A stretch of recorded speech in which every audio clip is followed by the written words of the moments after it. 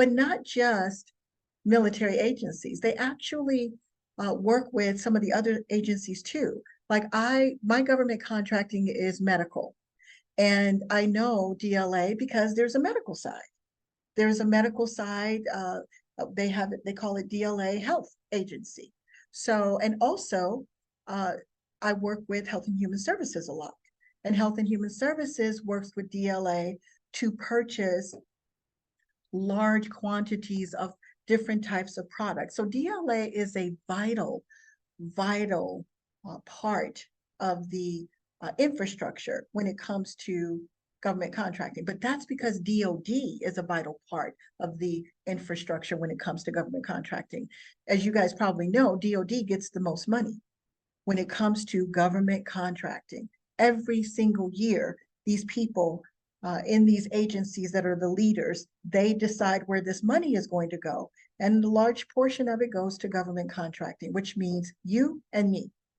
So you need to know, not just with DLA, but how these agencies purchase. When do they purchase? How much do they purchase? And a lot of this you can learn through the process. So we'll get into that. But if you know anything about DLA, because I just like to hear from you guys, put it in the chat if you have thoughts about it. If not, I mean, maybe that's why you're here, because you don't really know a lot about them, but you'll learn today. Okay. So although a quietly kept secret, DLA is a quietly kept secret. It really is when it comes to government contracting. I do realize I'm very fortunate. I know how to do DLA. And quite frankly, I learned it because I already won contracts in SAM. That's the side I started on. But my history is that I used to travel up until right before COVID. I changed my business model not to travel so much. I used to travel around the country training government contracting, but it wasn't DLA. It was on the SAM side, and it was on the state side, the SAM side, but mostly federal, because I learned very early on that states don't really take care of us. Federal, when I say us, I mean small businesses, I mean veterans, I mean women-owned businesses. Federal government requires the states to do specific things with us that, quite frankly, they don't do. That's why I don't like state contracting. I stopped teaching it many years ago, although it's changing a little bit again.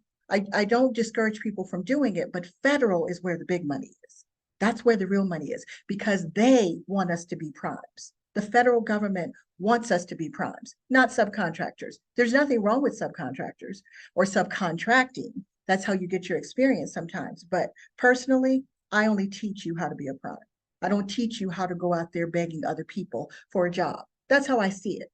That's why some of the statistics I'm going to show you before I show you the process will probably shock you a little bit. But the federal government prefers us. And when I say us, I mean the small business community. But we, and I'm including myself, yes, I know how to do these things because I learned. I'm a teacher, I'm a business development person, and most importantly, I'm an entrepreneur. So I learned SAM. I learned how to read these reports. As a matter of fact, the reporting system came from President Obama because he had to save the country with, I don't know if you guys remember this, but we were in a horrible mess when Obama took over because of the Afghanistan war. There was a lot of stuff going on. Because we were in so many different places, but our country was sinking because of the housing crisis, joblessness. We were losing 800,000 jobs a month. It's documented.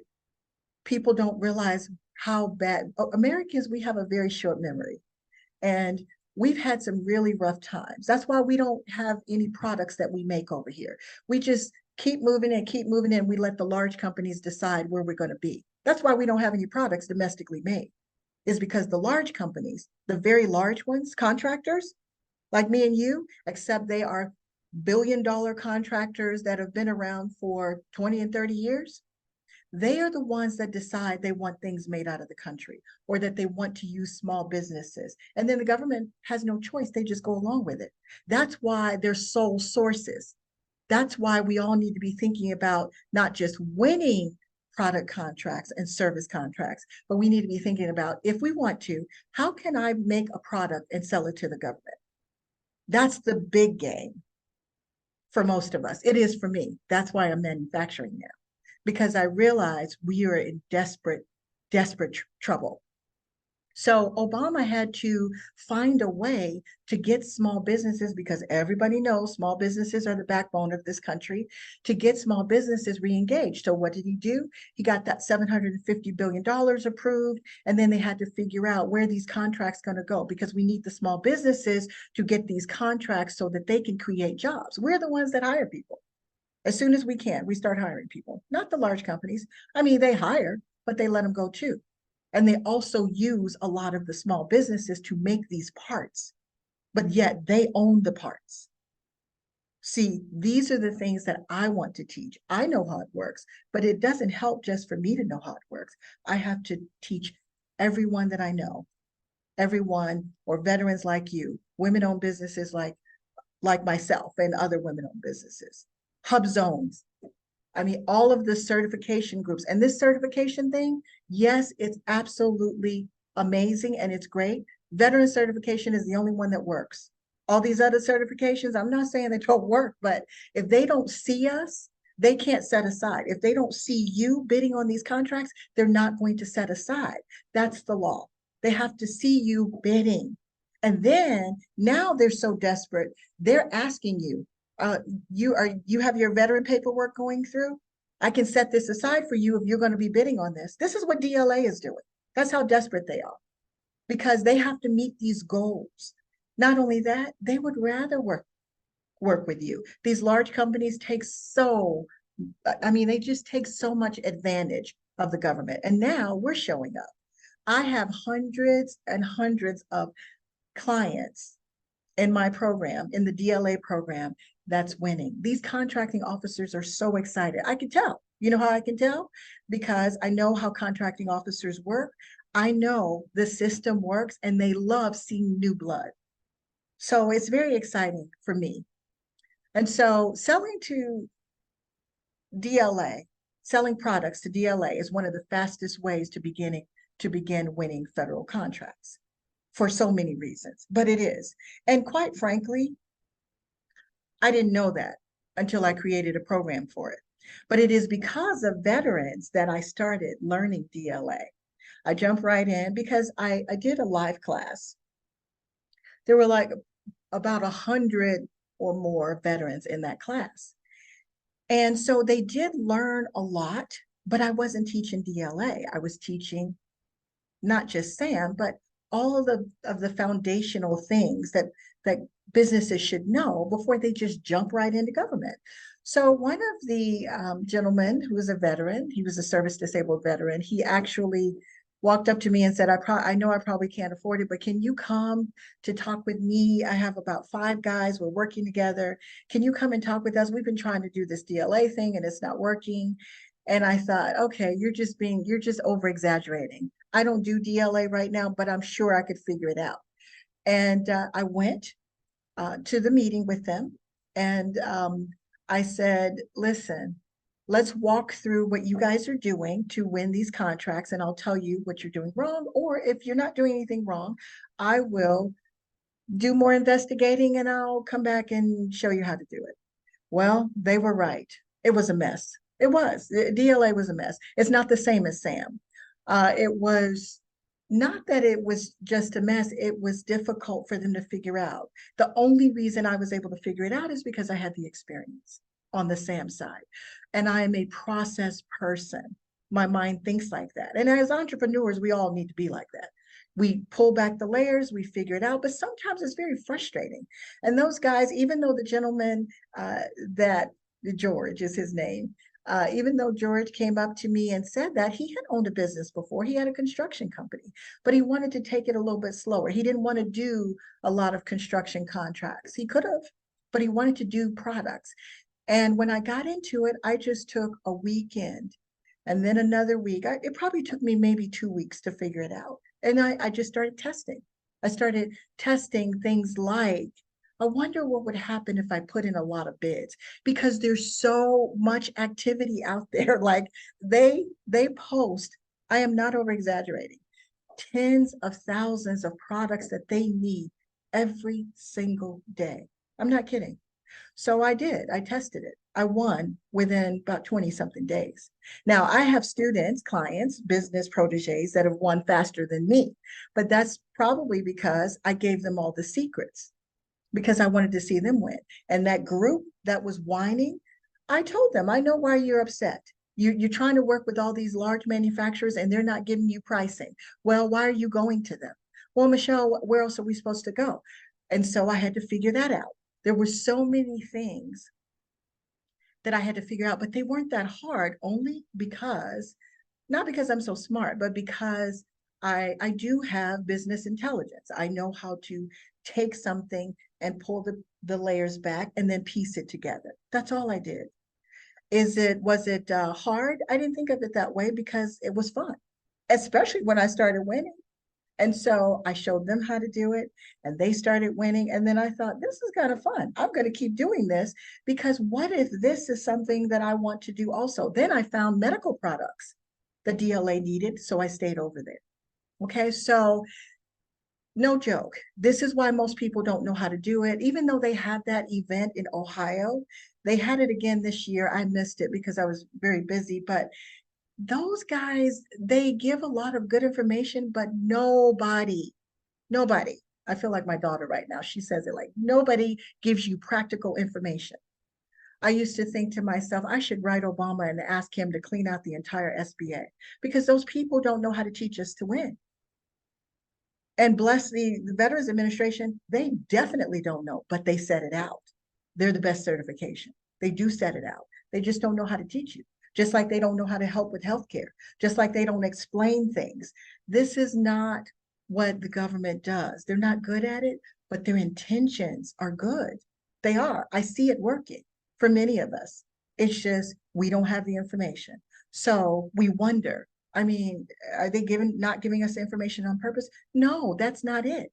The reason I wanted to write Obama is to tell him, you need to put some entrepreneurs in the SBA. These people are employee-minded people. They don't know what they're doing. They don't know what they're talking about. The only thing the SBA is good for is a certification and some paperwork. That's it. You should not look to them for anything else because they don't know nothing else. And as long as they can get that certification or they can get you in the 8A program, then they get a paycheck. You have to create money from nothing like I do. We are different. We're not like them. So we need to stop looking to them. We need to learn the system and win. And if anybody's talking all around that, I learned that as an early entrepreneur. When I started my entrepreneurial journey, I realized early on, even in corporate America, my little time in corporate America, I even learned that people are so full of it. They get in these places, in these positions, and they don't know anything. I was in my late 20s when I started my entrepreneurial journey. And I realized very early on, people would try to tell me to go to the SBA, to go to SCORE. I knew more than those old men did because I did the work. I wrote my own business plan. I didn't know what I was doing, but I did it. So you're probably having the same experiences. I'm not going to spend a lot of time on myself, but if you guys ever want to learn more about me or you want to listen to some of my videos, I don't have time to do as many as I would like to, but I do have a channel. It's Fed Biz Exchange, and it's me, and I teach a lot.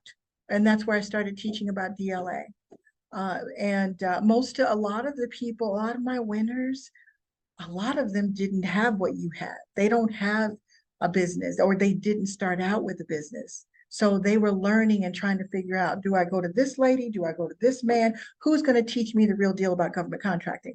Those people sometimes in social media, I don't really care for social media, but YouTube was one of the ways that I felt that I could share and not just stop teaching altogether. And my best friend asked me to not stop, to keep teaching and don't just because she knew that I was doing my own government contracts for my own company, but she says, I know you're really busy, but I really think you need to keep sharing because small businesses in the community, they still need to get this information. She was right. I didn't know that people didn't know a lot of these things. Even when I used to travel, I didn't realize how little people knew the insides of government contracting. I don't have any friends in government contracting. I just know what I'm doing. And I pay attention, I study, I watch the system, and then I make it so that you don't have to do what I had to do. No wonder people give up. No wonder you and somebody can be in SAM for 10 years and not get a contract, and then they just give up. So that's my job. And I love doing it because I love being around people like myself, other entrepreneurs, and helping you bring your goals and your vision to fruition. So I just love what I do. Every time one of my proteges, our clients win, I feel like I won because I did, because this is what I set out to do. I didn't win for them. I just gave them the information and they did it. Every last one of them. They want to give me the credit, but I just gave the information in an organized fashion. So for many years, I traveled the country teaching businesses these concepts, not DLA, but on the SAM side, and they started winning a lot of, and quite frankly, I started thinking to myself, one day I'm going to want to retire. I better start winning myself. I'm teaching all these other businesses. A lot of them were service too. They were not products. A lot of them were service. So my goal is simple. It's to teach you how to win. If people are not teaching you how to do something, you're wasting your time. I'm sure you know that as an entrepreneur by now. But when people sound like they're all over the place or they're not trying to give you the information, you need to not waste your time. Our time is very, very, very extremely valuable because as an entrepreneur, it can be a long journey. It is a, how do they say it? It's a, it's a sprint, it's a long, long journey. You can have a lot of successes along the way, but also I don't believe in failures and I don't believe in competition, but you can have a lot of valleys that you need to go through. But because you're focused, you're determined, you have your goals and your vision, you'll get there. You just need people like me to breathe into you and to pour into you. And then you do the same with other people. And next thing you know, people, everybody around you is like you. I'm very careful about where I spend my time and who I spend my time with. Although I am very friendly, but I know I don't have time like that. So I'd rather give it to you guys to help you because it invigorates me. So my goal is just to teach you how to win, give you the tools to teach you how to win. So in this live session, I want to teach you and show you how you can win government contracts with products because sometimes that's the door opener. Some of you may have service contracts already, but if you don't, that's okay. If you don't have any, this is the easiest way to get in. Is it a little bit of work? Sure, but I've made it 1,000 times easier for you. And I'm going to show you how much easier it is today. Now, it is only 3 steps, but are there things that go around those steps? Of course. But I tell you what those are. There's steps around the steps, but if you keep it simplified, and this is how I won. This is how I was able to go back to the veterans and say, okay, you guys are not over exaggerating. It is very annoying. The system is very archaic, but guess what? We can do this. I'm going to tell you exactly how. They are the reasons that I did DLA. It was so funny because I was in the room with a room full of male veterans, about 5 of them, complaining about how messed up the system is and how these manufacturers are. And it was so funny. I would just smile at them and say, okay, we'll figure this out. Just calm down. And before you knew it, we were all winning. So, okay. So let me make sure you guys don't have any questions before we get into some of this. I want to see what some of your companies are. I mean, not your companies, but some of your comments are. Okay, hello, Mr. Spivey. I know, so you guys are set up on SAM. I love seeing a lot of you guys. Well, we weren't going to give a copy of the training, but I guess we could share that. We do that sometimes, but a lot of our information, a lot of my trainings are on the channel. So I probably wouldn't put this on there because this is specific to veterans. I really just wanted this to be for veterans. Now, a lot of veterans, that's how they found me, or they were in one of my classes. But okay, so let's talk about the types of veteran set-asides. And I want to talk about these only because I want to show you some statistics before we get into how everything works. So we have the veteran sole source, meaning if there's no other source out there, and sometimes the government thinks there's no other source out there, and there is. So if you ever see something in SAM that says that they only have, that they are about to award a company a contract because they are the only source, but you can do it, you need to respond. The reason they do that is because they want you to know we don't see any other sources. Sometimes they will actually say in the warning, I call it a warning, but the special notice, sometimes it's in a special notice where they'll say, we are about to award this sole source to this company for these reasons. Sometimes now, but by the time it turns into a justification, it's too late. But when you see that, if you can do those things, you need to speak up, because if you don't, you could miss out on something. I've helped clients I've found them for clients just because I'm always in SAM too. And I might have coached with a client or something like that. So I'll go back to them and say, I found this. And they would say, how did you find that? And I say, well, I use keywords a lot to find things because I use keywords and PSC codes, and you should too, because keywords and PSC codes are more factual and they bring you more of what you're looking for. PSC codes and FSC codes are owned by the federal government, meaning when they attach an FSC code or PSC code, they're similar. PSC codes are in SAM, FSC codes are in DLA. When they attach an FSC code, it's more accurate. You can find more contracts based on those FSC codes. So you need to, or your PSC codes. If you don't have them in SAM, that's fine, but you need to look to, when you're looking at your NACE codes for certain types of products or services that you offer, you should look to see what the FSC codes are. If you like that product or service contract, you need to write that down and go back and make a list of contracts that look like that you would like to win. Take the FSC codes and the PSC codes and put them in your SAM. It would be under PSC codes. Or do they say, yeah, product service codes. Okay, so for instance, for me, medical is 6515 is big. So I have 6515, 6505. Yes, I have NACE codes, but NACE codes are owned by the commercial market. NACE codes can be misleading. They're not always right. The contracting officer can pick any NACE code that they want, and sometimes they pick them wrong, but they won't ever pick the wrong FSC code or PSC code.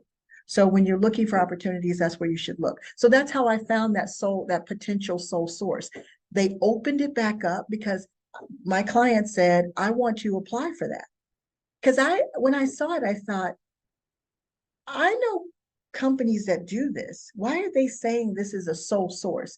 Because they don't know. When we don't apply, when we don't make an offer, which is bidding, they don't see us. So the only companies, this is why sources sought are golden nuggets. That's what I've always called them, meaning you just don't know what you could get out of a sources sought, because most of the time people don't show up for sources sought. Okay, so you have the sole sources. You guys have that space where you could actually win a sole source. You're the only one that does it, or you're the only one that showed up, and now they're going to award it to you and you alone. And then you have the regular veteran set aside. You guys all know what that is, and your certification actually helps. Now, it doesn't matter if you're certified or not, quite frankly. It helps to move the competition out of the way. So if it's a small business, let's say it's an item that's a small business, but only veterans are showing up, or a veteran or two veterans showed up. They could change that to a veteran set aside. Or let's say it's unrestricted, which, by the way, I teach unrestricted. I don't teach you to win based on set asides. But you know why? Because Sometimes there are no set asides in certain industries. But if they see you bidding and unrestricted, and we beat these big businesses all the time because they're greedy. So we beat them all the time. It's not hard to beat them. So when you see something, don't not go for it because it's unrestricted. Just go for it. And the next thing you know, they'll set it aside. That will get rid of all of the unrestricted, all the big companies. And then it'll be a veterans set aside. And you may be the only veteran that shows up for it. So set asides, whether they're a sole source, whether they're just a regular veteran set aside, or whether they are service disabled set aside, it doesn't matter. You have to show up. This is why so many of my people win, is because I teach them in the beginning. The foundation to winning is being consistent, showing up. When you show up, they know who your company is. When you don't show up, they don't know who you are, and they're not going to pick you. Most of the time, other contractors that are bidding when you are for the same opportunity, it's not a whole lot most of the time. I mean, if there's more than 4 or 5 bidding against you, that's a lot. Every once in a while, you might be in an industry where you see, maybe 10 bids, or you see 10 companies that are consistently going after, but you need to keep going because those contracting officers see your company, and then they start trusting you. And then they say, I see Michelle showing up all of the time. Let me look at her package. They don't want to know you by meeting you at some event unless that event is about a contract. That's the only time you're going to do business. If it's not about a contract, all these other meetings, most of the time they're a waste of time. You only want to go to meetings. I'm not saying don't go to any of them. I'm just saying don't go there looking to win a contract because you met a contracting officer. It doesn't work like that. It really does not. So you need to bid. Even when I go to meetings with government officials and I meet them, I don't think that I'm going to win a contract, and I'm experienced. I know what I'm doing just because I'm with a government official talking with them. But you know what I do? I remember their names, and then I go and find out what products they need, what services they need, and then I bid. Oh, I met that guy. They may not remember my name, even if I give them a brochure or something like that. So it's about showing up. The average person never shows up. That's why we got almost 1 million people in SAM, and not even 20% is winning. I am not kidding you. Not even 20%. I'm being nice when I use the 20% number. So your set aside works. One thing that I love about the Veterans Administration is they do put it out there for you guys, but it doesn't help if you're not looking for it. The Veterans Administration, they got their own thing going on.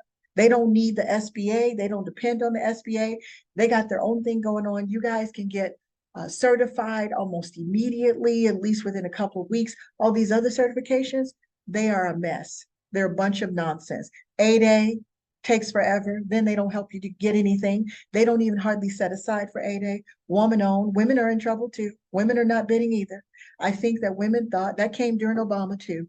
Obama released, he didn't, the WOSB, some of you are veterans and WOSBs, which by the way, some of my superstars are both, but they didn't win just because they were a veteran or just because they were WSB. But what started happening, I'm thinking of one of my proteges that she's in some of my videos talking about her first contracts, but Jessica, what happened to her was she wasn't necessarily starting out with veteran certifications.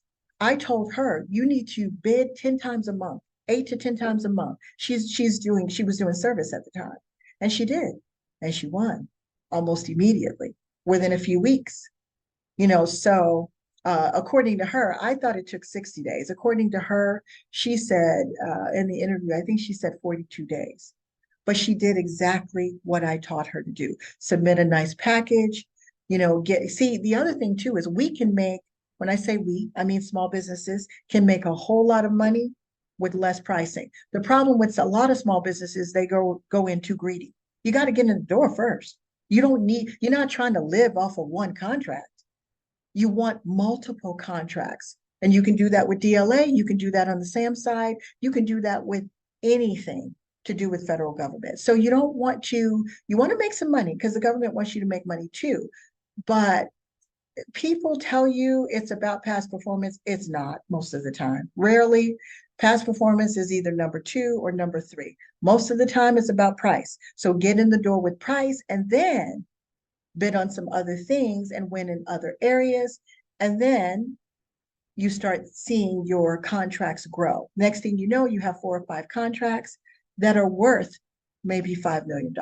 I see some 8As used to do this. I would help them, teach them. They'd get one contract. And then I would tell them, please do one thing for me.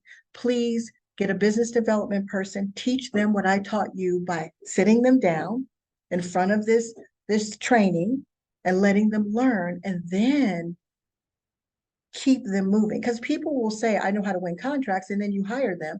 And that's what they would say. Well, Michelle, I fired my business development person because they didn't win anything. Well, do you know how to win? Well, no, I don't. Okay, then. Well, they said they knew what they were doing. Okay, it's your job as the entrepreneur, the CEO, the owner of the business to know what they're supposed to be doing. If they are not doing A, B, and C, then they don't know how to win. They're just wasting time and wasting your money. So they would win a $4 million contract, but I would remind them, first of all, you have 10 employees. That is $1 million a year. You're not going to, are you just going to stop? I'm thinking of one of my engineering clients. He's like, I know, Michelle, we'll get back to it. No, I asked you to, as soon as you win this contract, when that money starts coming in, choose one of your people or hire someone to stay focused on the business, bringing in new business. I mean, isn't that why we're in business? And nobody does that. So that's the problem. We're thinking too small. We're thinking about this. $1 million is not a lot of money. It is not, especially when you have 10 employees and and he's an engineer. So he has to hire other companies, so he listened, but he didn't do it right away. So then what happens? Money starts getting lower because now you have a contract and you're doing other things and you are involved. We have to think, once we get this together, we have to think like visionaries and we have to think like CEOs and we have to develop people. I know it's hard. It's always hard, but you have to keep working at it because you're not going to always get those things just automatically. Okay, so let's look at this. I want you to see the numbers before we go into the steps. So this is, I did a report. Some of you guys may know what USA spending is. This is the thing that Obama created. It's way better now, but when I found out about this, I could not believe he wanted the country to know what the money was going to, like the contracts, the freeways, the highways. A lot of those governors were hiding money.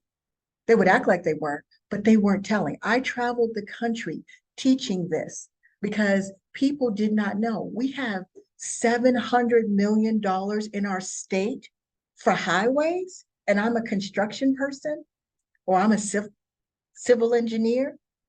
This was the best thing that ever happened to government contracting. I was so excited. I didn't know that other people didn't know. I mean, I was teaching it, but people would see companies that they knew on that screen because government doesn't hide much. They don't let you get into other people's stuff, in their space and SAM now because they have to be more protective because we have a lot of scoundrels out there. But it used to be very open where you could see everything. So here we have veterans, all veterans. If you can see really good, I don't know if, I can make it a little bigger. So look up here where my hand is. It says Veteran Sole Source. It says Veteran Set Aside, and it says Service Disabled Veteran, and it says Service Disabled Veteran Sole Source. These are all of the categories for you guys. And this is a report from 2022 through today.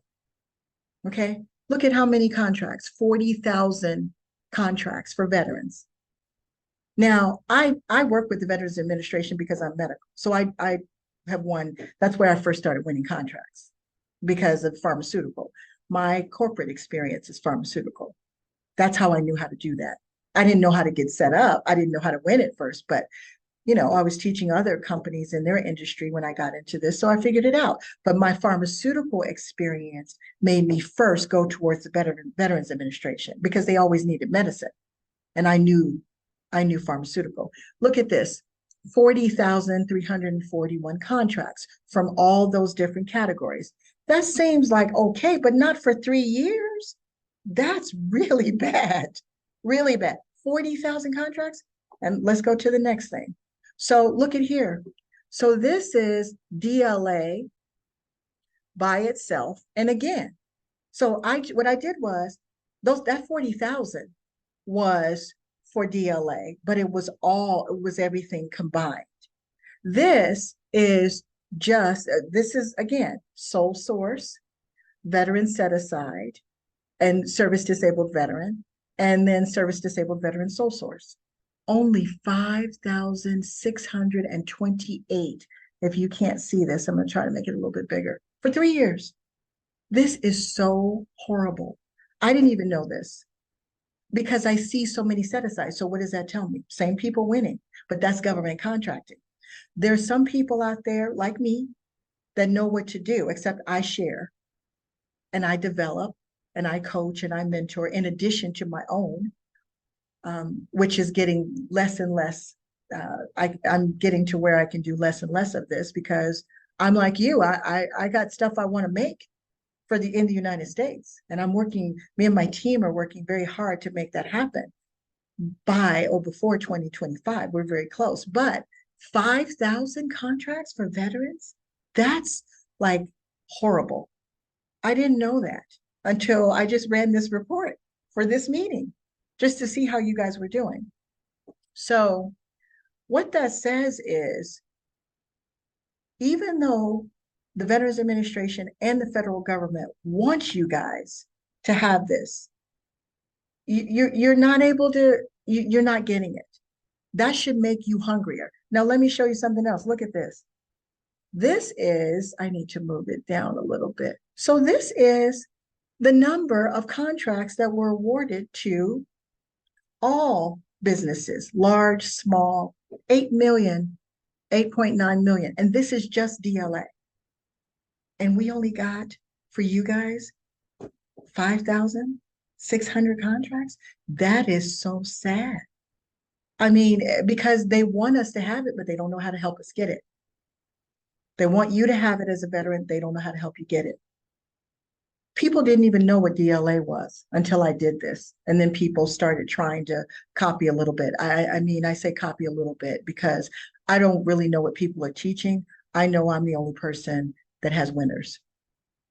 And I didn't even know that until my winners started telling me, Michelle, there's all kinds of stuff out there. And it's because I studied this and I did it. In order, sometimes I believe it's like going to college. You go to college and these professors teach things, but they don't do it. They don't have real life experience in what they're teaching us sometimes. I'm not saying they're not smart. I'm just saying they know their stuff, but it's in the book. It's I went to school, believe it or not. I don't do what I went to school for. College for architectural engineering. I was never an architect a day in my life. I don't even know why I did it. I think I did it because my mentor in high school was an engineer, an architectural engineer, and I admired him. And so I thought I wanted to do that. But I found out business was what I really wanted to do. And then I also found out that we're not going to make very much money in the beginning. You don't start making big money until you start doing these large projects. And I thought, I'm not doing that. So I went back to school again and did my passion, which was business. And so look at this. This is 8.9 million contracts just for DLA. This is not all the other agencies, just for DLA. Richard is a veteran. Richard was one of my first veterans and one of my first clients that wanted to share. I told you guys, a lot of my winners, they would not share. There's some of them that are still like that. I can't force people to share, but sharing is empowering to other people. It's different when I say I win. You guys expect me to win. I should be able to win, but it's different when Richard wins. This is his first contract in less than 30 days. I think he said 3 weeks.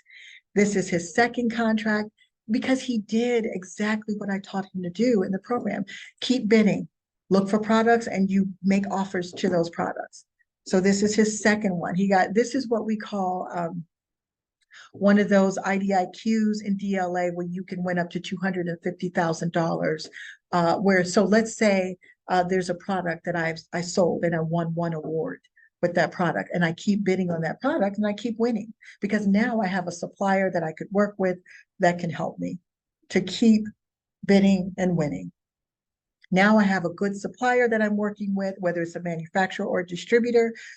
I'm winning, the supplier is winning, and the government is saying, hey, I can trust this guy. Let me go ahead and I'm just going to go ahead and award him. This means minimum, they will, sometimes it'll be 25,000, but it's up to 250,000. He could have 4 or 5 of these easily on 4 or 5 products that he's focused on. Okay. Richard was winning. He was winning a lot. I was so fascinated by. He says, well, you told me to do it like this. I said, I did. I told you to do that. And so he did everything I told him to do and everything the program told him to do. So this Richard is now, he has added employees.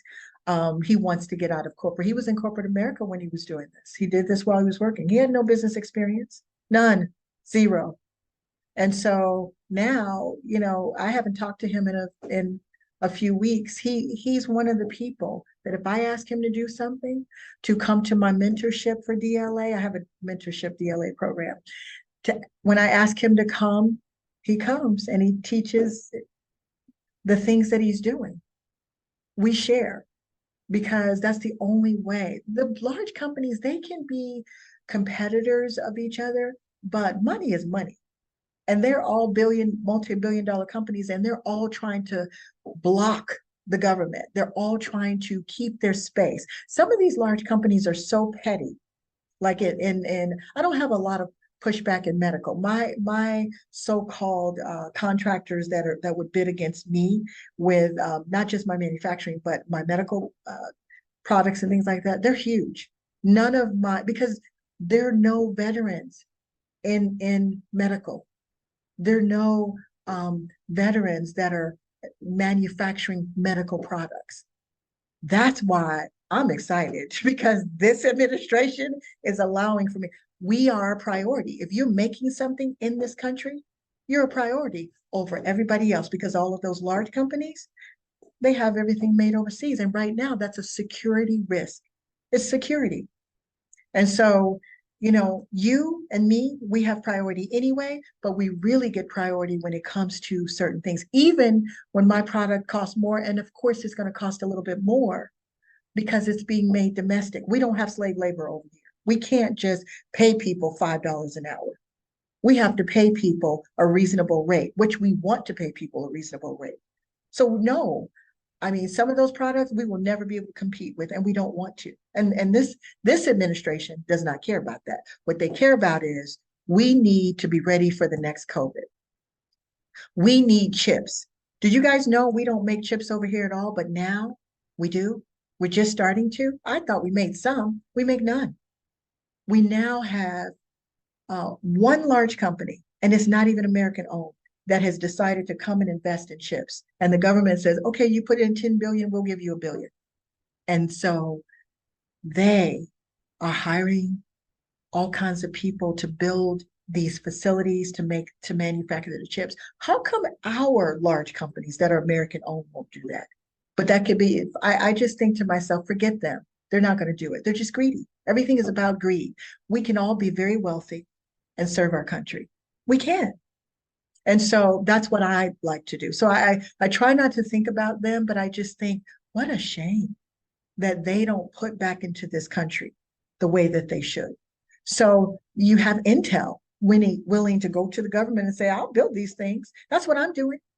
I didn't get money to start with my manufacturing. I had to invest, and it's a lot, but I don't mind it because I know what I'm getting back, and I know that I am one of the only ones that will be doing this on the medical side, especially I'm African American and I'm a woman. That is really going to be a big deal. And I don't even need to tell everybody that. They will see. They see when they give me an award. So I don't need the SBA. I don't need all of those things. And neither did Richard. His first award was not veteran. He was just able to use his winning and have them start setting aside things that were not veteran set-asides. Because the more they see you in DLA, the contracting officers are excited because they didn't used to see us, these small businesses. They would only see the same big guys, the same people over and over.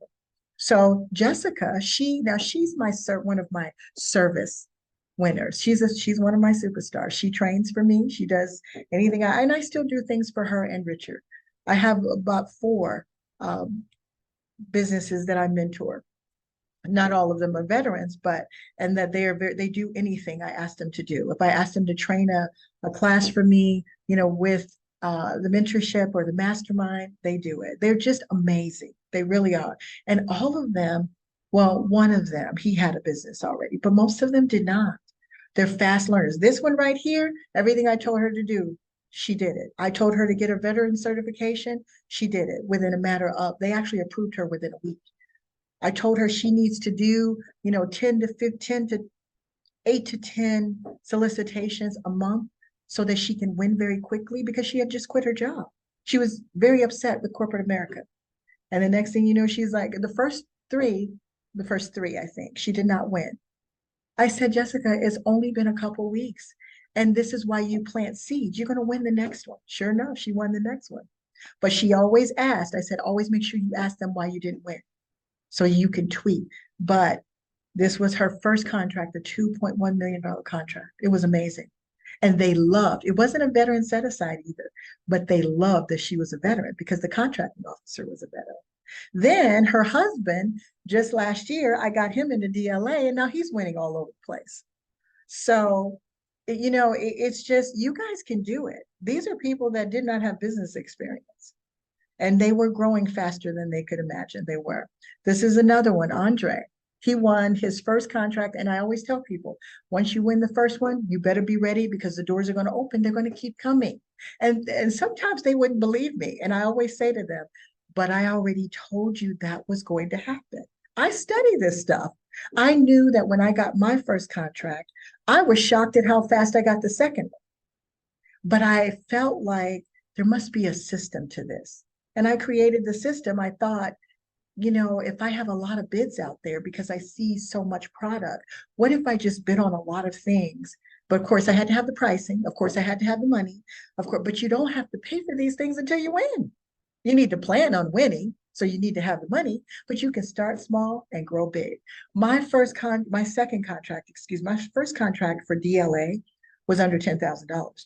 But my contract right after that paint contract, if you listen to my videos, you know about this paint contract. It was over $250,000.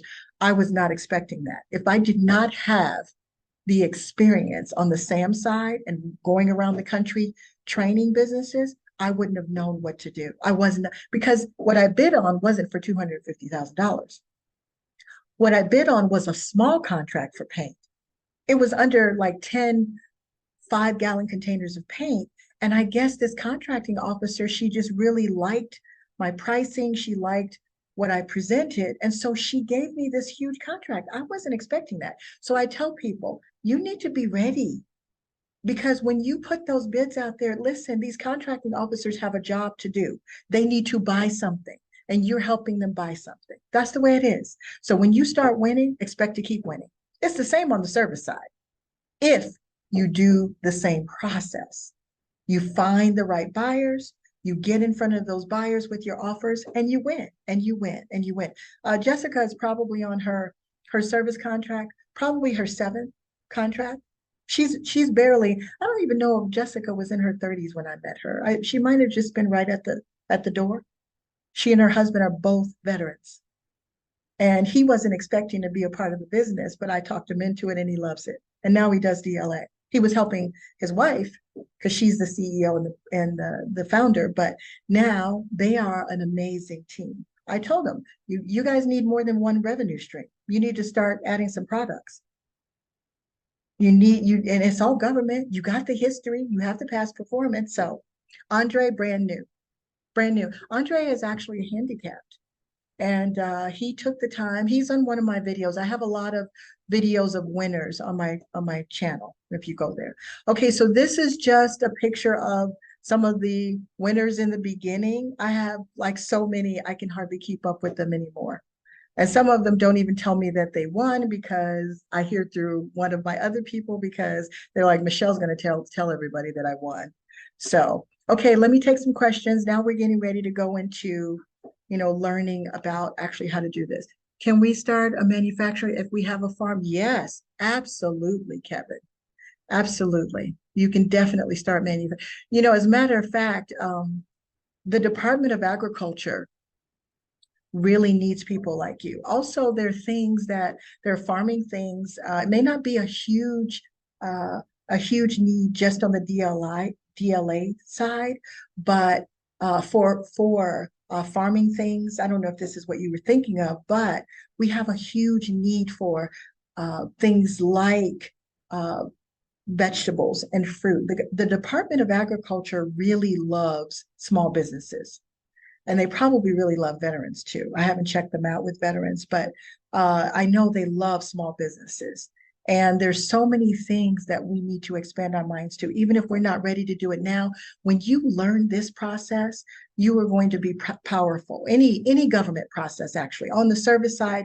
And some of my DLA people, I have actually two females that they were like, Michelle, I wasn't getting, they're in the program, in the DLA program, and they're going to keep doing it. But they felt like, I don't know, I just started looking around in SAM and I saw some things. So they start winning on the SAM side. And I said, that's great. You now can win on both sides. And so sometimes it's just about learning the system. And then you just win and you keep winning. It seems hard because everybody plays a lot of games. I'm probably one of the few that will tell you things that people might think I shouldn't tell you, but I don't live in scarcity. And I know that when you win, I win, even if you're not with me. I have a lot of people that won that told me, I won off your YouTube videos. Now, I do warn people about that. And I tell them, you need to be careful, because I later found out you need to know, you don't know how to do packaging and you've been winning. You have 20 awards and well, I didn't know that. I said, but I told you, you cannot get half the story. You need to know how to do the rest of the story. So, yeah, no, Rodney, we'll look at some of the types of products. We'll do that. Yes, you do need, no, you don't make Kevin, you don't, well, for you, if you're going to make a product, they might make an NSN for you. Now, for me, I'm doing medical products. They're already NSNs for the products I make. But if you make a product, Kevin, because the government not only owns the FSC codes, the PSC codes, they own the NSNs too. It's a process. If it's something that is not already made or that has never been made, yes, they would probably set up an NSN for it, but it's probably been made already. It really does depend on what it is. But and even they have food for DLA too. They now for DLA, when it comes to food and products that are edible or products that go into our bodies, they do have larger contracts on the SAM side. So you could literally go into SAM. Some people have more money to invest. They're like, Michelle, we want to move fast. And I tell them, well, you could do like Richard was doing and find an area where there's very little, what I call low competition, low hanging fruit.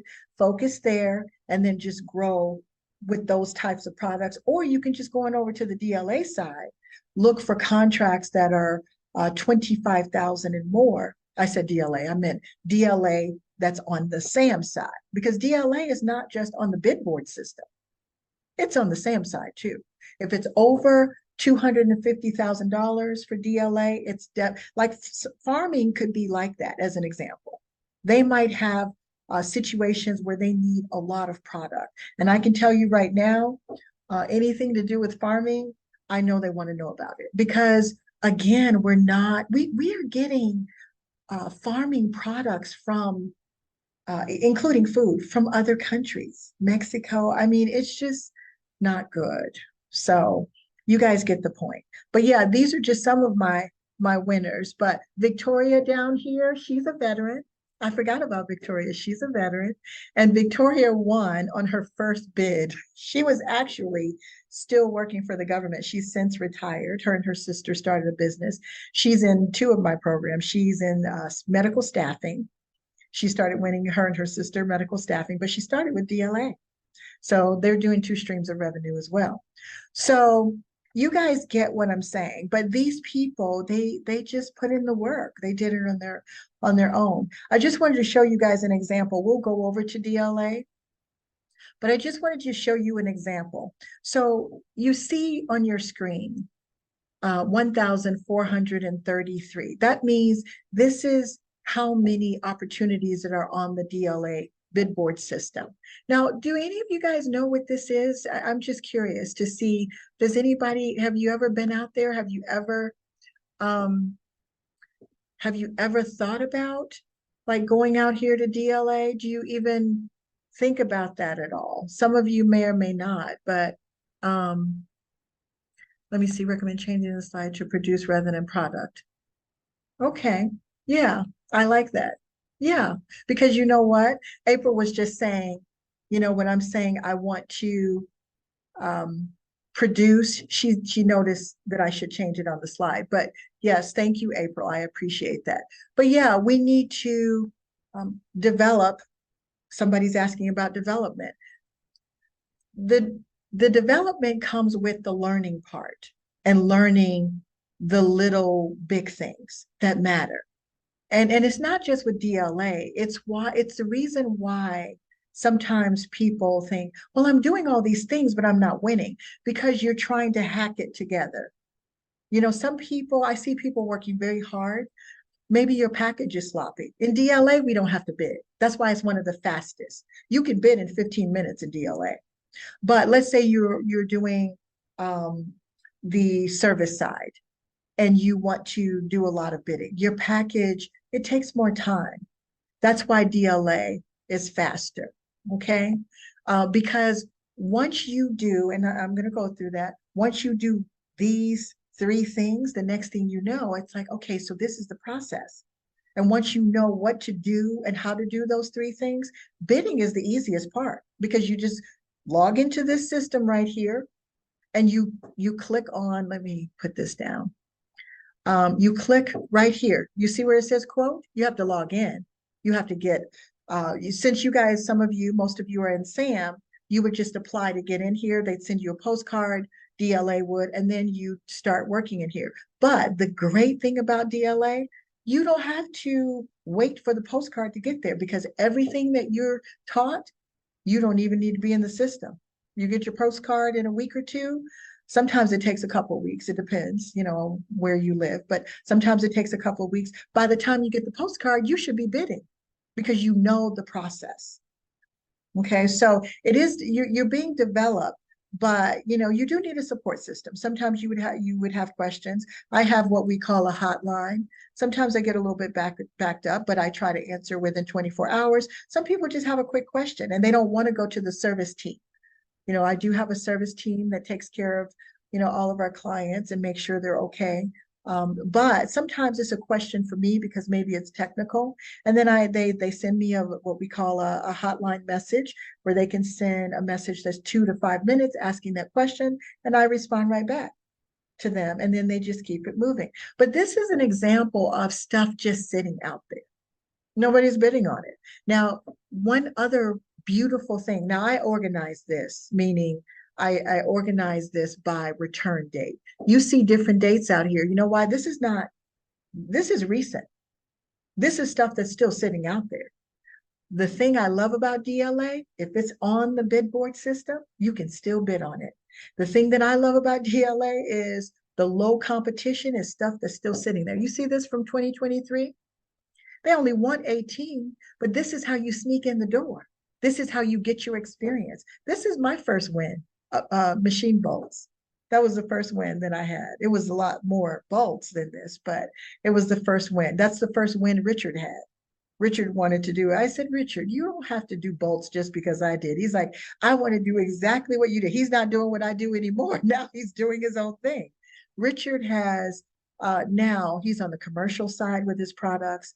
The NASA actually contacted him when he started winning because they saw he was a veteran and they saw, they look for us. But if your codes are not right, what do I mean by codes? These codes right here, this 5306, is an actual FSC code. That's how you find the products. Okay. So, but 1,400 products just sitting out here. And somebody asked me about an NSN.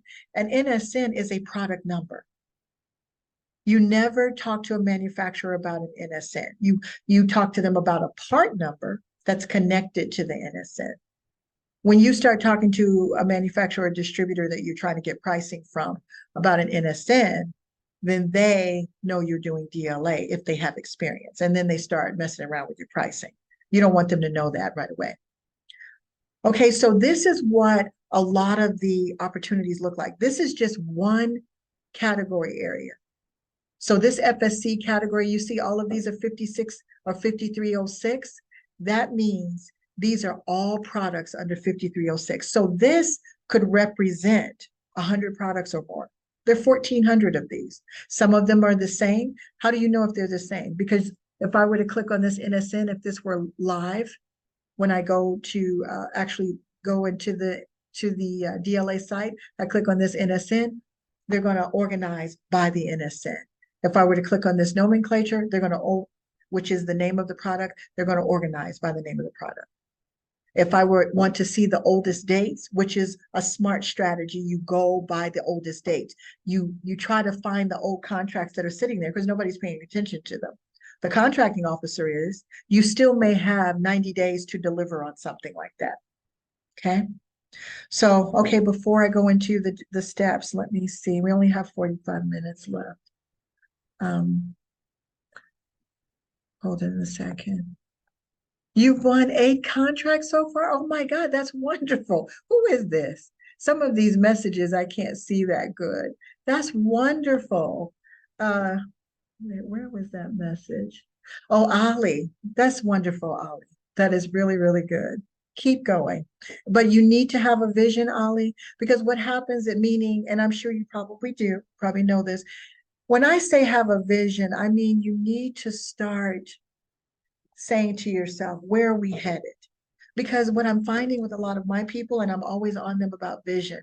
Okay, now you're just winning, winning, winning. Now you have all this business credit. Because by the way, you get a lot of business credit with the suppliers.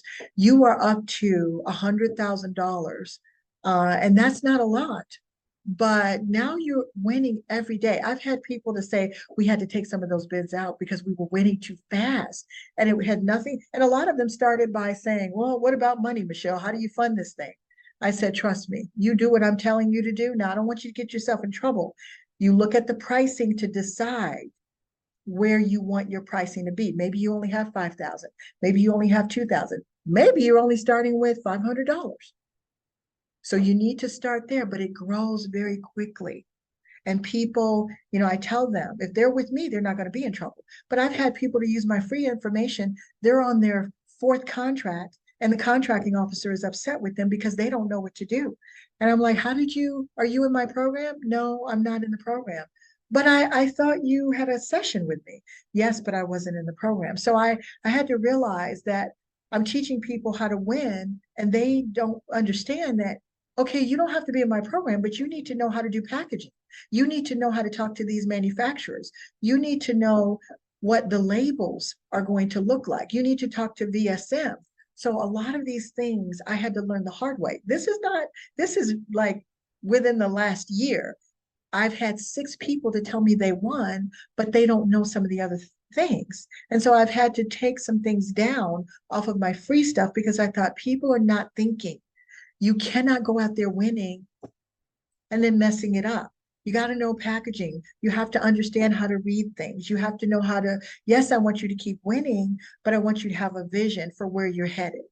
So I showed you guys the 5306 FSC category. You could easily become a multimillionaire focusing in that category, but maybe you don't want to. I didn't want to. I could win a lot in that category, but I have other things to do. I only did that because I was trying to show the veterans how to do it.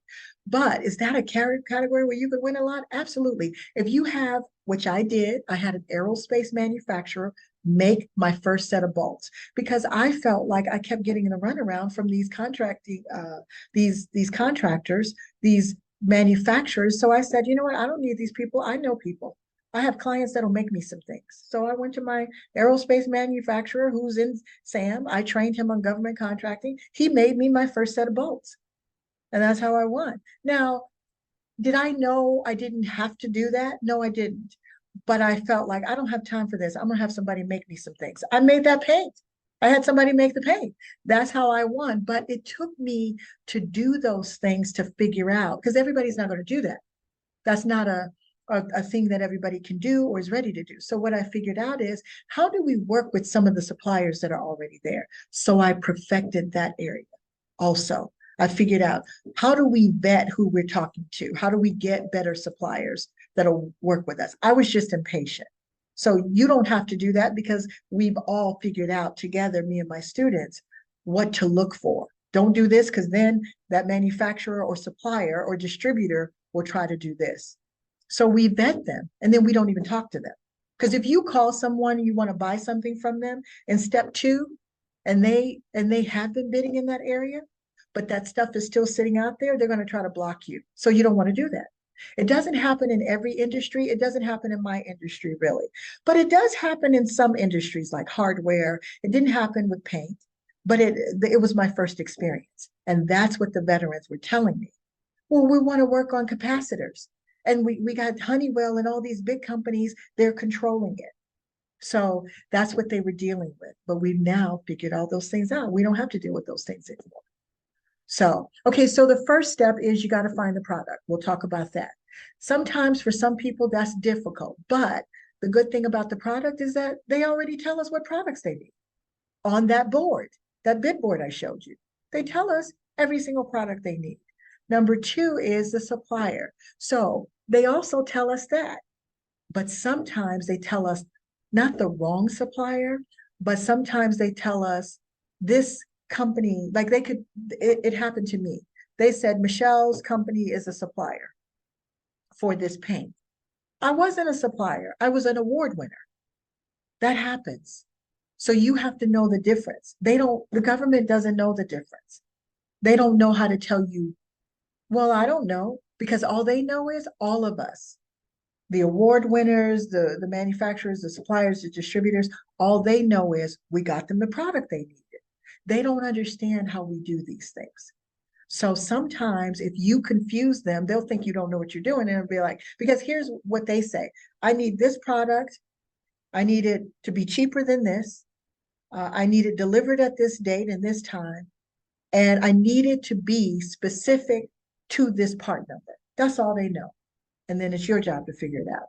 And then step three is the bidding. That's the easiest part, believe it or not. 15 minutes once you learn how to do that.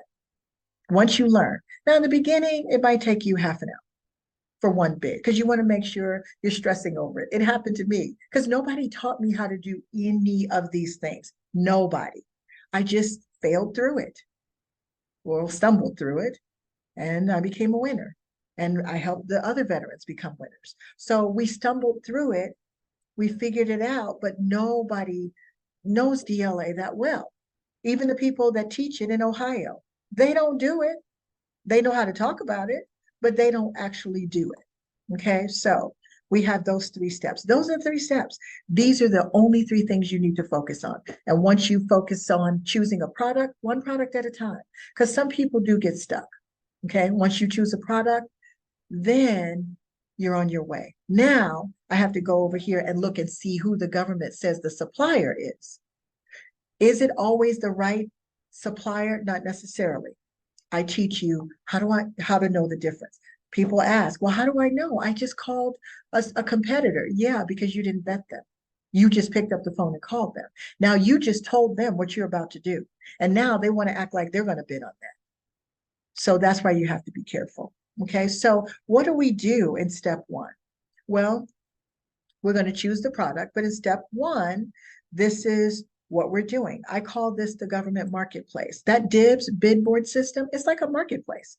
Every single day, tens of thousands of items are being posted, right? So all those contracting officers know is, I need to buy these chairs. Can you get me these chairs or not? And how much are they going to cost? So it's not like in commercial where we have to find the client. They're right there. All we got to do is decide we want to help them. And then we look like heroes. They want to buy. And I changed this from want to buy something to must buy something. Okay, so they must buy something. They must buy the items. They're doing this all day, every day. The DLA contracting officers are different than the other contracting officers on the SAM side. The SAM side, they have a little more flexibility. They're a little more laid back, but these DLA contracting officers, they are highly stressed, and it's a high turnover job too. So, okay. So all you got to do is search for the item that they want to buy. And how do you do that? You do that by looking at the approved source. I'm just going to change screens for just a second, and I'm going to show you how you would do that. So I need to see if you can see my screen. Let me make sure you guys can see my screen. Okay, so let's go back to, I need to reshare, make sure you can see me. So I'm on the bid board system. So let's go back to the DLA, right? The DLA bid board system. So I'm going to put in some of you, there looks like there are a couple of you that know how to do this already. So we always search by the FSC category. Where do we get that category from? We get it from a list.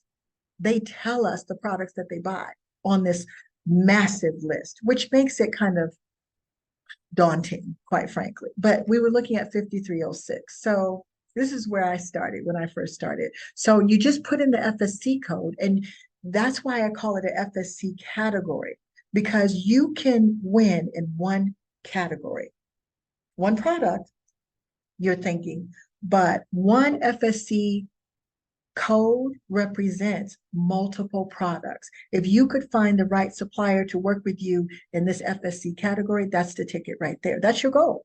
That's why you want to be careful about the supplier. So I'm going to hit search, and I can even hit, something down at the bottom that only shows veteran set-asides.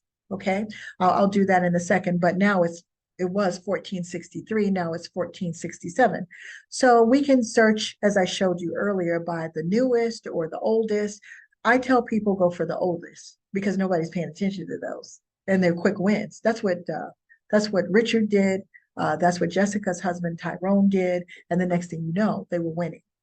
And a lot of people do that, the bids that are just sitting out there. But I want to show you where the supplier is. You click on this link and look at that. There's no supplier. Or there's no name for the supplier. But here's the cage code for the supplier. I could look them up to see if they're winning. That's vetting. I want to see if they're winning first. Okay. Now this is the part number. This is where, when you're talking to the supplier, you're talking only about the part number before you get to know the supplier, because you don't really want to tell them all about what you're doing. But now let's go back. I want you to see something different. I'm going to have to refresh. I want you to see if we can maybe find one where there are lots of suppliers. Let's pick, the non-tech doc ones. If you're not experienced, you want to stay away from those. Tech docs usually, they do mean you have to have somebody make it for you, like a manufacturer. So you stick with things that, I always tell people, when you're first starting out, you're learning the process. So organize by no tech docs, and there are always plenty of nones. So those are considered ones or products that are already made that you should be able to get from a manufacturer or supplier. So let's see if we can find another one that has, okay, so this one has an actual source, but sometimes it could have 5, it could have 3, it could have 1, or it could have a source and no name. So BRP, I would look them up. I would take their cage code and I would put it in awards to see what comes up. I'm just going to show you real quick, and then we'll get back to where we were with products. So I'm going to click on awards, and I would put that in here to see if they are bidding in the same categories. Well, this says no. So they might be a good source. Now, so one may say or think to themselves, well, why are they in there? Because maybe they made the part for real. Some of them maybe didn't make the part. They were a contractor just like me or you. They got the part from a supplier and then they won. But if you put their cage code in here, awardee cage code, and nothing comes up, that means that they probably are safe for you to contact them. Okay. And then you would write that down. You would find out what the previous pricing was, which is in step 2. But let's go back over there. I just wanted to show you that. Let me see if there's a question. Oh, Ali, you worked with Richard, so you know what I'm talking about. He's a superstar, isn't he? Everybody loves Richard. I think it's because Richard was the first to share. He's not the only one doing so well. He was just the first, because he believed in me, and I asked him to. He's like, oh, of course. He says, I agree with you. We need you. And he's helped a lot of people. I have quite a few of my superstars. Gordon is another one. Gordon is amazing. He's another superstar. They just are giving. They're giving back. And so I just love it. It's really good. Okay, so step 1, use the 3 steps for the product. So DLA gives us a list of the products, right? Those products have that FSC code that I showed you. There are thousands and thousands of these types of products and product categories too. So on that list, it has 5,000 FSC codes that with products attached to them, which can be pretty daunting, like I was saying earlier. But the thing is that, do you have to do some research? Yeah, you have to do it at first, because otherwise, and some people are really good at it, some people are not. Some people don't like it because they're afraid of it. But the research is just in the system. It's doing exactly what I did. I took that 5306 off of the list, and I went right. That's what I did when I first started. Took that 5306 off of the list, went right to DLA, put that in there to see what products came up, what's waiting to be bid on, what can I make an offer on. But I had to choose the product, then go to step 2. Okay. So a lot of just sitting there. Here's the list, but there are 5,000 rows, different categories. But 5306 has a lot of different types of products inside of it. They're all hardware. They're all related to bolts and types of bolts and, all of these things. But you could rent it for a long time in DLA. You probably could get an easy IDIQ if that's what you wanted under bolts. There's so many thousands of categories. Okay. Even for me, under medical, I have surgical supplies. My pharmaceutical license allows me to do, because some of the medical, they require you to have a type of license, which is pharmaceutical combined with, in my state, wholesale licensing. So I'm able to do both. So you just need to keep in mind that every day you should be looking. If you're signed up for DLA, I wouldn't let them send to my email because it gets overwhelming and it just starts sending you all kinds of stuff. But you should be looking at least once a day, and then you use the list. You go back and forth to the list, pick 1 or 2 products to work on. I say 1, but I really would like to see you choose a product category like I did with the 5306. That's a product category because there are a lot of different products under that one FSC code. Okay. Now, also something you should know is that products have different part numbers. And so each NSN could have more than one part number attached to it, but you're only going to look for the product under the part number. Okay, looks like we have a question about that. You have a question about that? I don't know how to. Kelly, I can't see you. I don't know why. I don't do well with the chat sometimes. Hold on, let me see if I'm down at the bottom. Can you talk about how to get the pharmaceutical license wholesale? Yeah, Ali, I'm actually going to do a free session on that because I do have people in my DLA program that they really, really want to do that. And I am going to do a free session on that.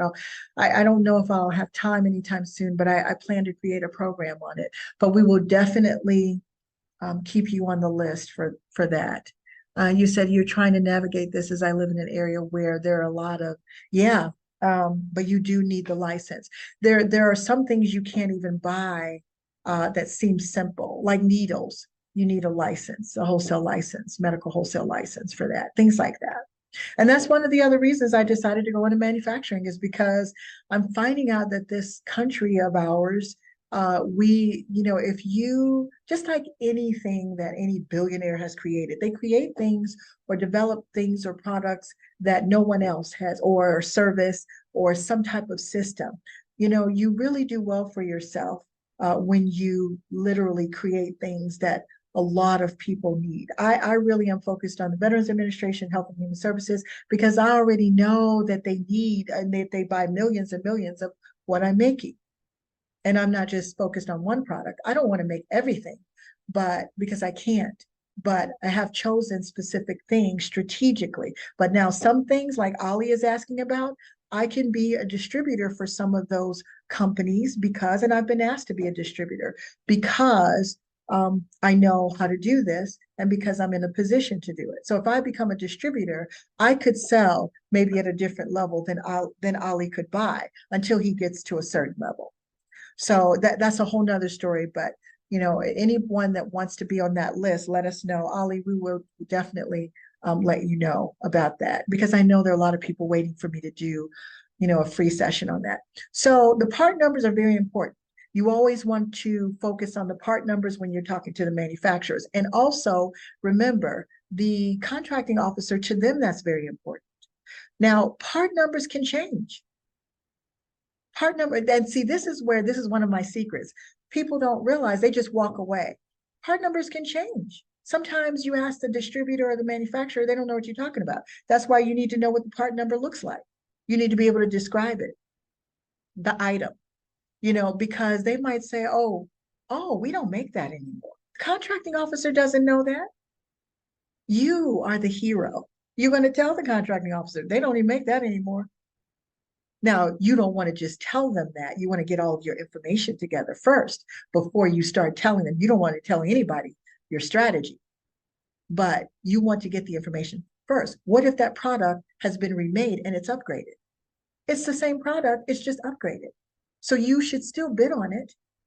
But now if it's a completely different product, they don't make it, they don't have it, they didn't upgrade it, but another company has it and it's similar, that's an alternate product process, which we're not going to talk about today, but that's an alternate process. That's how lots of people ask me. I have videos out there about that.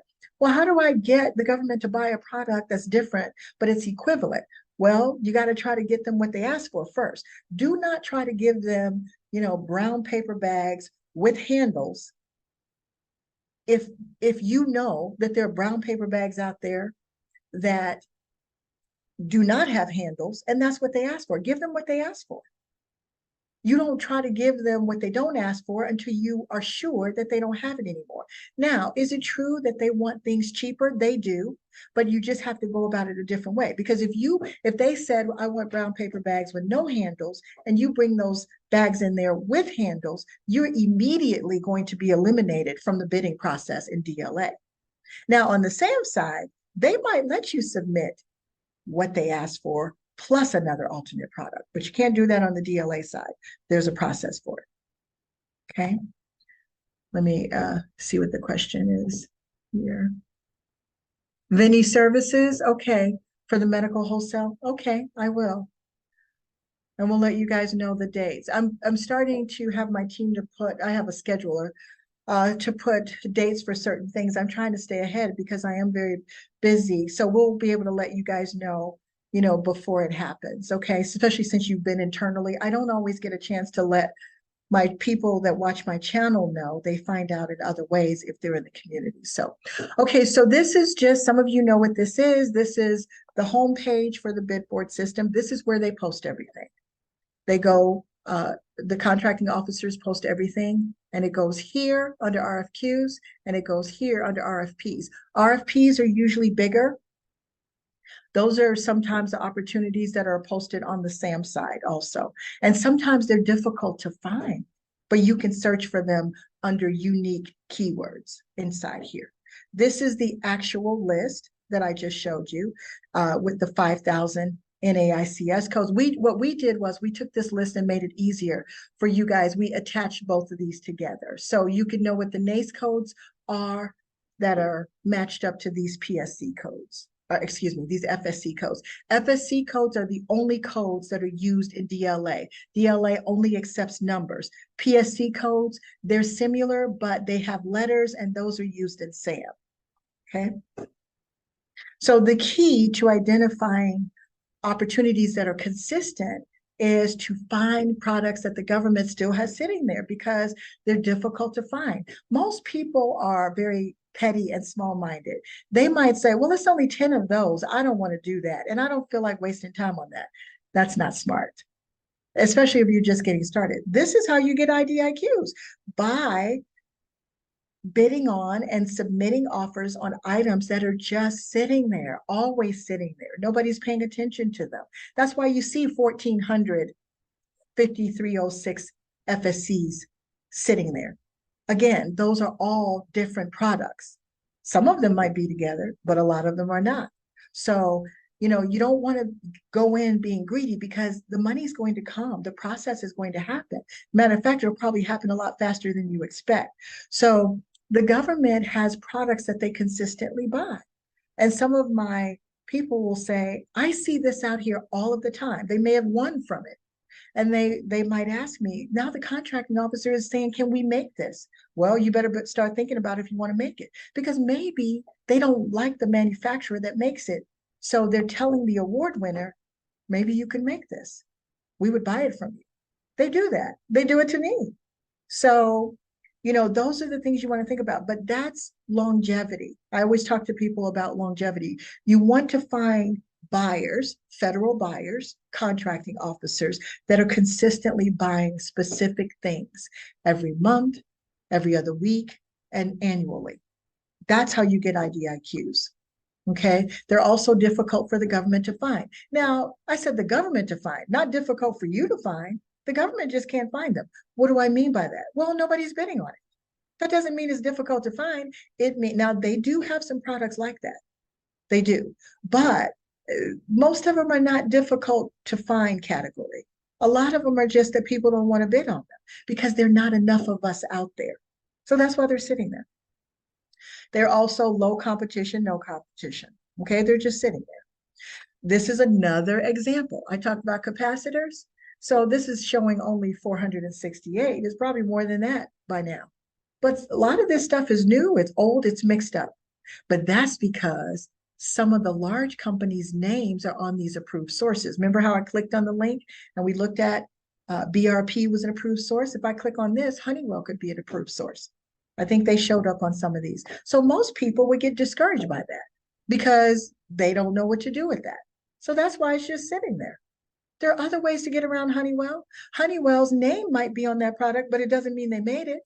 They also have distributors. They also have third-level suppliers. It's probably easier to get to those other folks. How do you do that? You got to do a little bit of research. Okay, so step 2.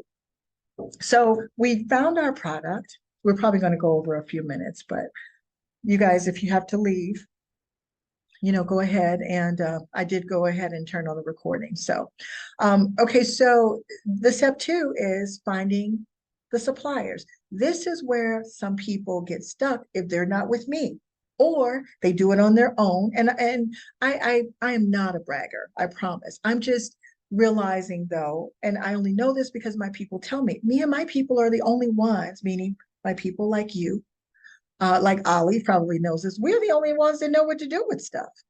The reason Richard could help Ali is because Richard knows stuff I didn't even teach him because he was really into it. And that's why he's taken off. That's all I'm supposed to do is get people moving, plant the seeds, and the next thing you know, you guys are growing. But I don't listen to social media or other, I don't know what you call them, but other video people or government contract consultants or training. Even these people that are out here that make lots of money in the consulting arena, I've never listened to them.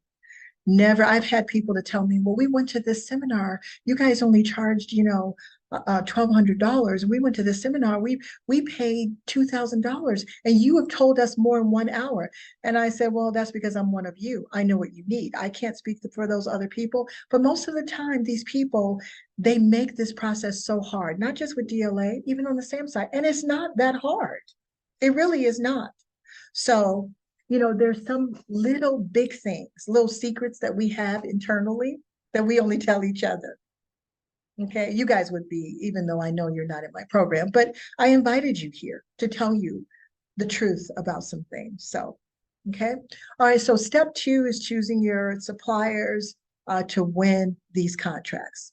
That's step 2. So what do we need to think about with that? The product will have approved sources. I showed you that. I clicked on that NSN and it showed you an approved source, so-called. It says right at the top, approved source. That's not a real approved source necessarily. Now, we put in the award, we put in their cage code to see if they're winning awards. If they're winning awards, you don't really want to deal with them. Now, some people say to me, but Michelle, what if they're not doing the same products that I'm doing? And I say, that's up to you. Proceed with caution. But what I think when I think about, who do I approach, who do I not approach, I just don't want to wake people up. When you call someone, you don't know, maybe they are not winning in your category. Why do you want to work with them anyway? They're winning. They win. They're winning $99 million a year from DLA. Why do you even want to tell them what you're doing? Well, maybe I don't see them winning in that category. My position is I don't want to wake anybody up. I don't need to share because all of this business is just sitting here. As Richard calls it, I call it just product in the vault. Richard calls it money on the floor. He's right. It's money on the floor, money that nobody is going after. So why do you want to wake them up and say, hey, I need you to give me a quote on some screws? They're like, oh, are you doing DLA? That's how these conversations get started. I don't have conversations with people like that. I learned that very quickly, that those guys, all of those male manufacturers and distributors, they didn't want me in that space. They didn't even know me, but I asked one of the veterans, is it just me? Or is it because I'm a female talking to all these men? And he laughed and said, it was George. He said, well, Michelle, it could be that you're a woman. Maybe they're not used to women being. And I was like, oh my God, we're in the 2000s. This is crazy. He said, but some people are like that. So that was when I said, okay, we got pettiness going on. And that's when I realized this is why small businesses don't like to work together, because of people like this. Because if I'm coming to you as a supplier or manufacturer, distributor, it doesn't matter. I'm coming to make you some money. And you don't want it, you're going to win no matter what. If you could just give me a decent price, the price that you want, what's the big deal? Pettiness is the big deal. So I don't want to deal with anybody like that. So I explained to them, you can deal with that company if you want to, proceed with caution. Otherwise, you could be setting yourself up. Some of them will give you a price and turn around, and you just told them what you're bidding on. And then they go look for it. It happened to me. And I said, this is what people are talking about. I was shocked because nothing like that has ever happened to me before. But this was in DLA. I was going to make this manufacturer a fortune, but he was so petty. He was about a $3 million company, 2.5 million. And I said, that's why he's only at 2 million. This guy he had a line card of manufacturing items that I could not believe. I told him I could make you a fortune, but he was petty. He went behind my back. He couldn't figure out how come she needs so much information about all of these. Because what I would do is I would combine all of the products, because I figured if I combine all the products that I need pricing on. So I might need, 5,000, a pricing on 5,000 bolts for this one product, this NSN, and maybe I needed a quote on 50,000 for a different bolt on this one product. So I gave him like 4 different items at a time. Now, can you give me better pricing? And he did. But what he couldn't understand is, how is she doing this? Because he didn't think like me. He didn't know what I was doing, but he went behind my back and found one of the bids that I was working on. And he went behind my back, even though he gave me pricing. It was decent too. But when I did not win, I always want to know, how come I didn't win? I always ask the contracting officer. In this case, I just looked it up. And I said, oh my God, that manufacturer, he went behind my back. So there were 3 manufacturers in there. I went inside the bid and took his name out and found another manufacturer because there were three and told him, what was going on. And I was able to use that manufacturer. Plus, I was able to get my aerospace friend. He said, if you need me to make something else, just let me know. And I didn't want to bother him because he's busy too. He had his own business, but I ended up not using that manufacturer. But that's the kind of stuff that some of them, not all of them, some of them will do. But I teach my people how to know what they're thinking and what they're going to do. If they start asking you questions about what's the NSN? Somebody asks you what's the NSN, you know right away they do DLA or they're already working with someone, you need to let it go. Now, if they say, hey, I've been looking for someone, a business to work with, a veteran-owned company. We're not veteran-owned. We do the regular DLA or the regular bids, unrestricted for these screws. But, we'd like to sell a little bit more. You're a veteran. You want to partner? That's how they need to come talking to you. That's when you say, yeah, I'd like that. Well, how can we work this out? But when they start asking you, well, we are going to bid on that NSN, or we're going to bid on that part number. Well, if you were going to bid on it, why is it still sitting there? Okay. So how do we get Rodney, you guys will get an email, a follow-up email, with discounts to see if you want to get in the program. Obviously, there's no pressure. I would love to have you guys, because you guys know, as April has identified, I want to have 100 or more new veterans to start winning. I have a lot of winners, but I realize that maybe there are more veterans that I don't know. Everybody doesn't tell me when they win. I find out from Richard or Gordon. Oh, so-and-so, he's in your program. He won. We have hundreds and hundreds of people in the program. So I don't know every single person. But absolutely, I've already approved a discount for people that want to get in. The price did just go up, but I would get you back to the price from before. And, you can just think about it. But anyway, so when it comes to the supplier and the manufacturer, the distributor, realize these are different levels.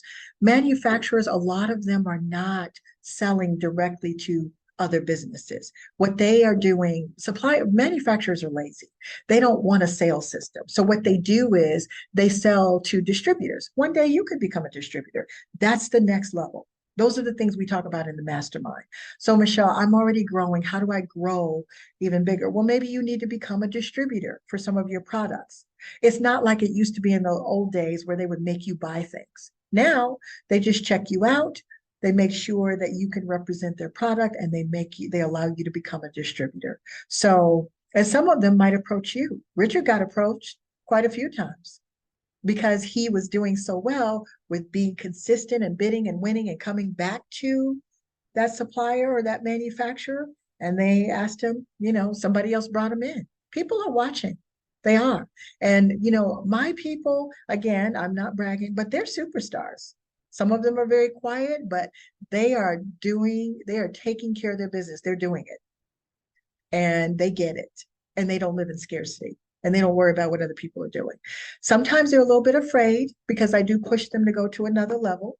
Everybody's not like me or Richard or Gordon or Jessica or Jessica's husband. I mean, everybody's not like that. I'm not scared of a lot, but I learned how to be that way because all somebody can do is say no, or they can say yes. So I just go for it. But you learn to become fearless when you learn this. You do.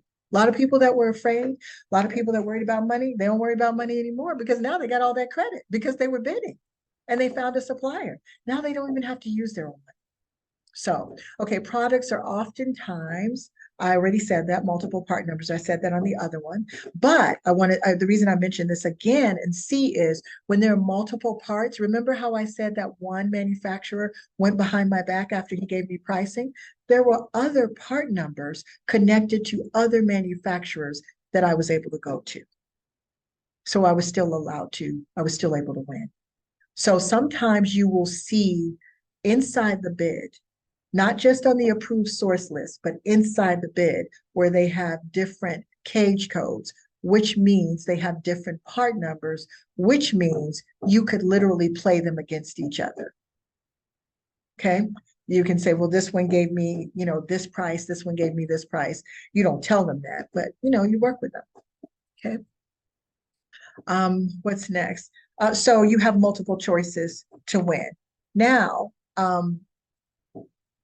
I already talked to you about this a little bit, so I don't need to go into all of this. I talked about that the suppliers, that a lot of times they're not the approved sources that they look like, even though the government says that they're approved sources. You just have to vet them, that's all.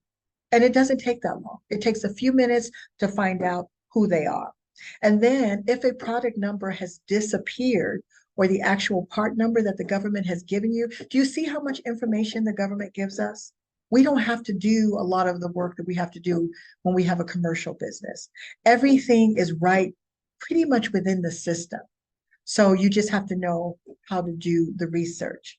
But once you decide, okay, this is the part number, or this is the product I'm going to choose with the NSN and the part number, you just start to contact the suppliers after you vet them, which is another one of our secrets. I don't say that out in public on my channel, but it's for people that are with me, that come to free sessions like this. These are the things that we know that everybody else does not know. Because I used to hear people out there say things like, well, how do you get the product if that manufacturer won't let you get that product? And I don't say anything to them, but I'm just thinking to myself, well, if you were with me, you'd know the answer to that. But some people don't want to do the work. I only want people that want to win. I do. I want all winners around me. So the goal is for you to also secure the absolute best pricing. Now, will it always be the best pricing compared to the previous pricing? You will always know 99.9% of the time what the previous pricing was, almost always. If they don't have previous pricing, that means it's probably new. It's a new opportunity. Does it always have to be the cheapest pricing? No, because they could have purchased that 5 years ago, the last time. And the last time 5 years ago, it could have been $15. You start talking to the manufacturer supplier and you find out it's not $15 anymore. Now it's $25. And so most people that are contractors, they will be like, I can't get that price lower, because they're stuck. They're thinking about, well, it's got to be cheaper. No, it doesn't, not always. Richard, he looked at some bolts that were sitting there. This was his first win, sitting there for a long time. He went and found the bolts for sale. They were much more expensive. He bought them in bulk because he saw them continuing to come up. He bought them in bulk, and his markup was pretty big, way bigger. It was bigger than mine. And so he was using his critical thinking skills, and that was just so he could get the first win. He said, but he made, even though he bought in bulk and he didn't need to give the government all of the bolts that he bought, he knew he was going to need them down the line. He wanted to get them for a good price at that time. So you won't always, even though Richard had a really good markup on his, and he did very well by buying in bulk and negotiating that price with the supplier, what if he couldn't get a better price? It's okay. He still should have done it. I tell people, don't walk away just because it's going to be more. Everybody keeps doing that, except for the people that I tell, don't do that, bid on it anyway, because there's also something in the system that helps you to get a trust factor, meaning when the system sees you bidding all the time, it shows trust. That's why I figured that out. Some people call it an algorithm. I never thought of it that way. I just figured out, oh my God, this is why I'm winning, because I have 30 bids in the vault. They keep seeing me. And so the contracting officers see me because they need to fill this order. And the next thing you know, they are choosing me. That's how it works. Same thing on the SAM side with services. So I already talked to you about this a little bit, but you shouldn't get discouraged if you're trying to negotiate or talk directly to the manufacturer, because remember what I said, most of the time, these manufacturers today, we're doing it different. I think manufacturers are lazy. They don't want to sell. So I have a completely different philosophy. But if you are winning and you have a good relationship, let's say that relationship is down here with the sales distributor, because your profit margin can fluctuate. But let's say it's with the sales distributor, or it's even lower down here. But sometimes the retailers are even better. I have this one at 20%. Sometimes you can get things cheaper from the retailer because they just want to get rid of it. But let's say your relationship is with the sales distributor. And the highest you've been able to get is 15%, so that you have a nice cushion for markup. When you start winning and you're doing better, you could go directly to the manufacturer, the OEM, and ask them, what does it take for me to be a distributor? So you can be one of these if you want to. But it's a strategy and it works. And your profits will grow faster and bigger. So now it is true, like I said, that sometimes these suppliers, these third level, because these people here, distributors, they sell to these people here. These retailers just buy a lot of different stuff. Some of these innocent info companies, they're like a retailer. They just resell stuff. They buy stuff and they just resell it for a profit. They're not even bidding. Some of them are, but most of them are. They would just rather go here or go here to the manufacturer and say, you got some surplus stuff or some things that you'd like to get rid of, or they have the relationship and they can just go get the item that you need, put a markup on it and sell it to you. Those innocent info companies, I'm not saying they're bad. You can use them to win your first few contracts, but that is not your long-term relationship. Don't even think about it, because that's not what they're there for. They are not trying to help you like that. They just are trying to make some money when you need something, but they are a good place to start. Okay. So I already explained this. The manufacturer, you'd rather be with them as soon as you can get to them. Ollie, you've won 8 contracts. You will continue to grow, especially being around Richard. But one of these days, you might decide you want that direct relationship, no matter what you're winning, with the manufacturer. And it will make a difference in your profit margins. And you're looked at differently in the market. And you become a very special friend to the government, because now you're making money that satisfies you. Plus, I always tell people, you're able to make more money, but the government you're able to give them better pricing. But I always tell people, if you got to squeeze somebody, squeeze the supplier. Try not to squeeze the government. Try to get more out of the supplier, manufacturer, or distributor. That's what I do, so that I can get better margins, so that I can give the government better margins. And then you're also building this credit. Some of you may have seen that I have a video out there about that. This is no joke. I have my biggest complainers that were worried about money. And I told them, stop talking about money. You have enough to start small. Next thing you know, they got $80,000 in business credit. Now, because a lot of us have more than one business, and maybe we're investing in our other business, but we want to do this. That was a few people in my program. Now, I don't never hear them talk about money. I hear them, I got all this credit. What should I do with it? Michelle, what kind of strategy should I have? Because all they did was follow this. Okay, so let's go back to this. I would choose, this is the product. I want to choose a supplier. And I would bid on all of these, as many of these as I can, with the supplier that's working for me. That's how I build credit. Because now, and then I go do it with another product and another product. And then I don't have to use all my own money. Matter of fact, maybe I only set aside 10,000, but now I don't even have to use my 10,000 or my 5,000 or even my 2,500 that I set up, because now I have $50,000 in supplier credit. And it just grows from there. So this is an example. I already took you over here, but you see these different part numbers? These are different part numbers for different cage codes. What I learned about as a manufacturer, being a manufacturer myself, the government asks you for your part number. That's where the part numbers come from. That's why the government doesn't know when they change, is because they don't know nothing about this. We know. The part number is controlled by the manufacturer. So the manufacturer might give a part number to, let's say, Solid State Controls LLC. Let's say they are a distributor of this manufacturer. We can't see who the manufacturer is, but it doesn't matter. We would look this cage code up, to see if this cage code is winning, because I know it's not likely that Solid State Controls, it's not likely that they're the manufacturer. But they could be a contractor like me or you, not the manufacturer. But maybe this part number is set up specifically for the distributor. It's not always that way, but we do it that way. We actually have our own part numbers that we've assigned, but we also have distributor part numbers for when we decide to open that program, because the government needs to know and we want to know. Government doesn't care either way, but we want to know. You know why?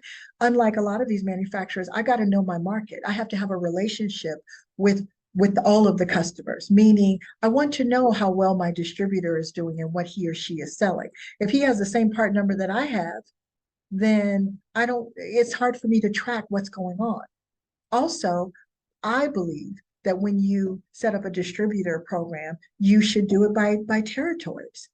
What if you have more than one distributor, which a lot of these companies do, but they still have people selling the same part number, which is not a big deal. I guess they have a way to control it, but to me, it's not intelligent. You need to, because if I only have 3 or 4 distributors, or even if I have them all around the country, and I've lost 5 or 10 of those distributors, I've lost revenue, and I have no position in the market. So those are, longer term thinking things, but this is where these are the part numbers, which are the so-called approved sources, which they are not necessarily. These ones, I know how to look these up. Somebody might say, well, how do I find out who these are? In this system right here, we could go to awards. We could try to look up old contracts. We could do some research under their cage code, things like that. And then you find out the name, you look them up and see if but the first thing you want to do is make sure they're not competing against you, all of them. If they are, and when I say competing against you, are they winning? We did that. We went to awards, we put in the cage code, and if nothing comes back, you may be safe. If something comes back and you see all these awards, you probably need to walk away and find someone else, one of these. This right here is where my arrow is. This is the solicitation that gives you all of the pricing. You need to know what the previous pricing was. Not that you always need to beat it, but you need to know what it was. If you see 2, so we clicked on this NSN right here and we got here, right? So I demonstrated that for you guys. It's just a different item, but we got to this page. Sometimes you might click on an NSN and it looks like it's only 110, and then you get to the page and it's like, well, where did this 53 come from? When you go to bid on this, both of these are going to be here. It's going to be 110 and the 53 in that one bid. So you need to be careful. Maybe you decide you have a budget for 53, but you don't have a budget for the other 110. But if you notice, one is current. This is more current, the 53. It's just sitting there. But this has been sitting there since 2023. Probably still sitting there. I just use this as an example. So this would be a situation where you're saying, let me see if I can figure this out. And if you could figure this one out, there are a whole lot of other capacitor bids on the other sheet, which allows you to find an FSC category, which allows you to win quickly and consistently. The contracting officers are trusting you. They're liking you. They may even send you some bids and ask you, would you bid on this? Or would you like to work with me on this contract? There are all kinds of things that happen. Plus, you're building your business credit. No matter how much money you have, it is nice not to have to use your own money. It is. Okay, so this is really the last step, but you're going to get the pricing based on what you see in that solicitation from the supplier. And for those of you that are or people, or if you've heard about my program, I tell you what to say to the supplier. You don't just pick up the phone. You got to get your words together. Don't just call them and not be sure what you're going to say. You want to know, the pricing, but you want to ask them for the pricing for the part number. You want to be professional. You don't want them to not have faith in you when you call them. After you do the vetting, you need to know what you're going to say. Write it down. If you're in my program, you can watch a video, you can download, the list of things you need to say, but you need to have that together, okay? And you need to then ask for the pricing. And most of the time you want to get that in writing. Some of them take a little bit of time, but they can give it to you over the phone, but ask them to send that to you in writing. Okay. Now there's one other thing about pricing and upping your, adding your markups. Remember that what's going to happen is you may or may not have to pay for shipping. So in the beginning, some people, they want to stick with the government paying for shipping. Origin is the government paying. Destination is you paying. So you might decide you like that FSC category we were just looking at, but stick with the ones that are origin, meaning the government pays. You have more profit that way. Because really, the government does all of the labeling. You don't have to worry about that. You just buy the printer and you print out the labels. But what if it's destination and you have to pay for the shipping? Some of the shipping is not that expensive, but you don't want to have to pay even if it's $10. So you may decide, because these are small, items, I would prefer to have the government do it to keep my profit margins better than not. So you want to pay attention to those things. This is that solicitation I was talking about for you to click on. You see this pricing? So this is a pretty expensive item, this capacitor. It was, the last time it was bid and made an offer on was back in 2022. And they made one offer, the contractor, like you or myself, made an offer on one item for $1,492. You see, they gave a higher price when it was one item. Because you can do that sometimes. The more they give you, the government asks you, or can you give me a deal, basically? How much would it cost if I buy more? And so in your bid, you're going to stagnate your pricing. The more they buy, the better deal you give them. Now, this is not necessarily the same person, but it is. This is the same company.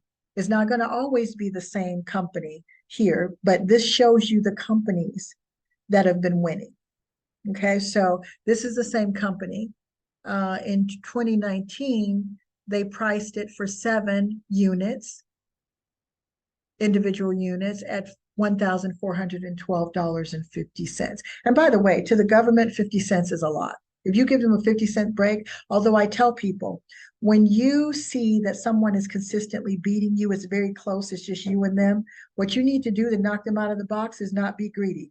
Don't go, he's going to go 50 cents lower, I'm going to go 50 cents lower. You go $1 lower if you can. If it's very tight, you need to figure out, how do I get the supplier down? Do I do a Richard and buy more than I need for right now to get that price down? Not only are you getting that price down, you're establishing a relationship with the supplier. They like that. Everybody wants to do business. So, okay. And this is really basically the end. You make an offer. Bidding is making an offer. They must buy something. You want to sell them something. How do you sell it to them? You make them an offer. How do you make them an offer? By bidding. And the more of those that you have in there, like this, if I were to bid on as many, even if I didn't bid, even if I bid on 20 of these, it makes me look good. And they know, okay, this woman must have something serious. She must know what she's doing, because she keeps bidding. Next thing you know, you look in your inbox and you either have an award or they're sending you a traceability letter. They just want to make sure you're real, okay? And that you know what you're doing. And then you're bidding on these 25 to 30 bids per month. It takes you, once you learn how to do this, I mean, some of you, it could take you a little bit longer, but for the most part, I would say on average 15 to 20 minutes. And then, now this is a hot list. We don't have to go into this today. This is how some of my people win faster. They can't pick a product. We help them pick a product and we create something like this for them, and they move faster. This is where, now some people win fast anyway, but some people get stuck on products. I'm not going to talk a lot about this because we're already 20 minutes over, but there are things that we are constantly trying to do to help people move things along. And, on this list, we might give them 1 FSC codes or 2, but it's with the same supplier so that they can build their credit. It could be 25 different products, but they're able to build their credit. They're able to win because they're consistently winning. Now, they may not take all products on the list, but even if they take 2 or 3, I don't have this organized, by nomenclature, but even if they take 2 or 3 and they keep bidding on those 2 or 3, because these are products that are just sitting there, and we give them the supplier. We give them the supplier so they don't have to struggle. But what I require them to do is learn first. They still have to go through the process. I don't want them just skipping over this. I want them practicing. Okay. All right. So this is it. That was the 3 steps. And do you guys have any questions before we go? I know a lot of people had to leave, but there's still quite a few of you. Building business credit. Well, Ali, the way you build business credit very quickly, you're welcome, Raina. The way you build business credit, Ali, is by, my main strategy for you guys is about finding an FSC category that you could move very quickly with. Some of my winners, they have a lot of different products and they still do fine. But the methodology behind that is triple fold, meaning, so let's say I stick with that, or even this one. Let me go back to this one. The methodology is these are all the same FSC code, but it is a FSC category. These are all different products.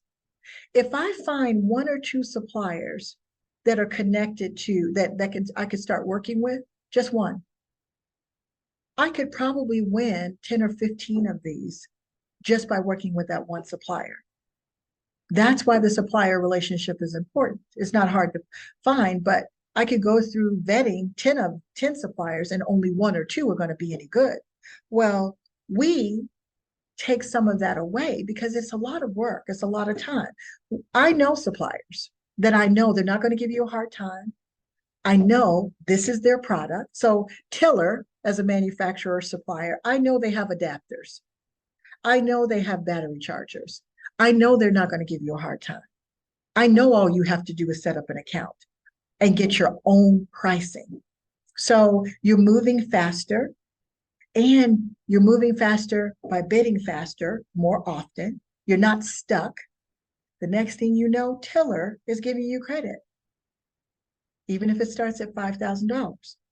The next thing you know, you might find some products that are not even on our list that we gave you that Tiller has, that the government needs, because they are government suppliers.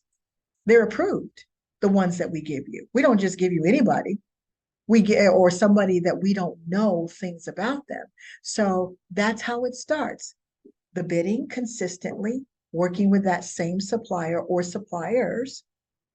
And that's how you start building credit. You don't even have to try, really, because they're going to offer it to you.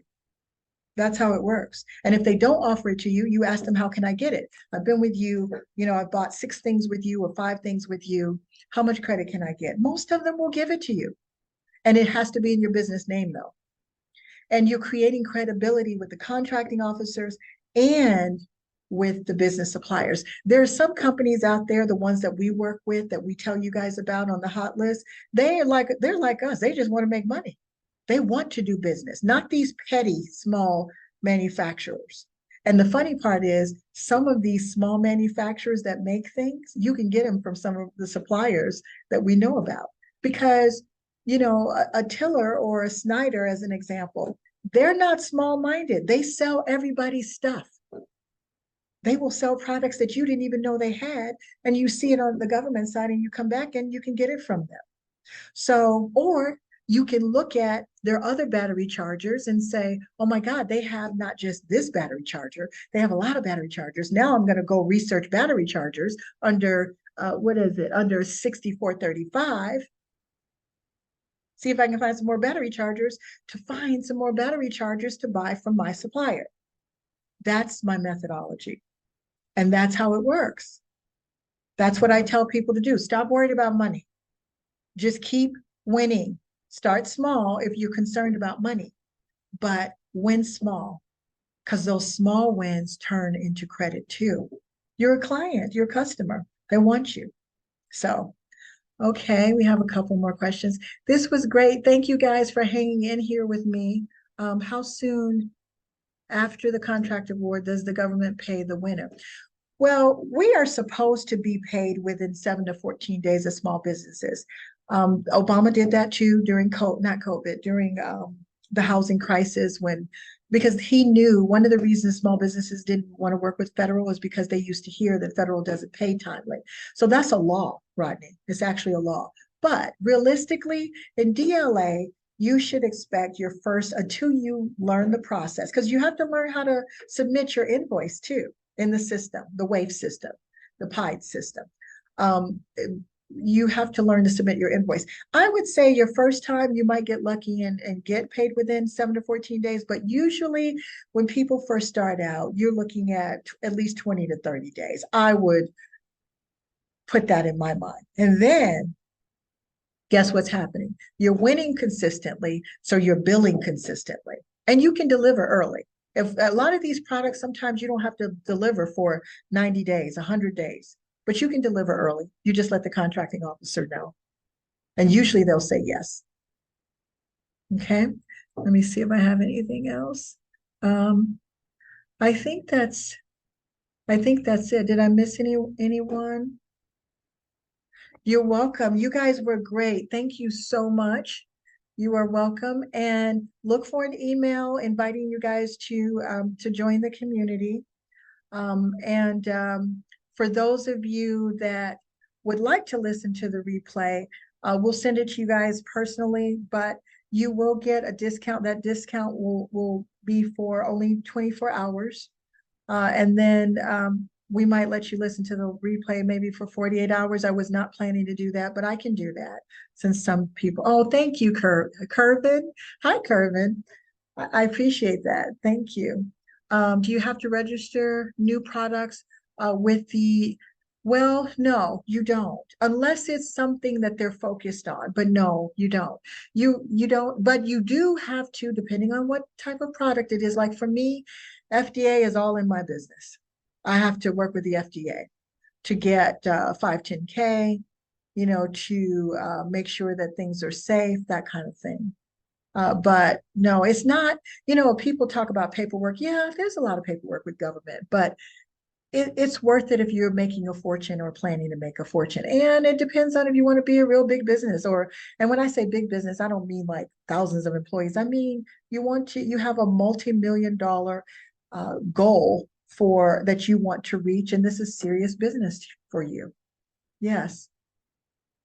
And then now do you sometimes, the reason I have to do the wholesale license medical thing is because nobody is going to tell you how to do that. Nobody.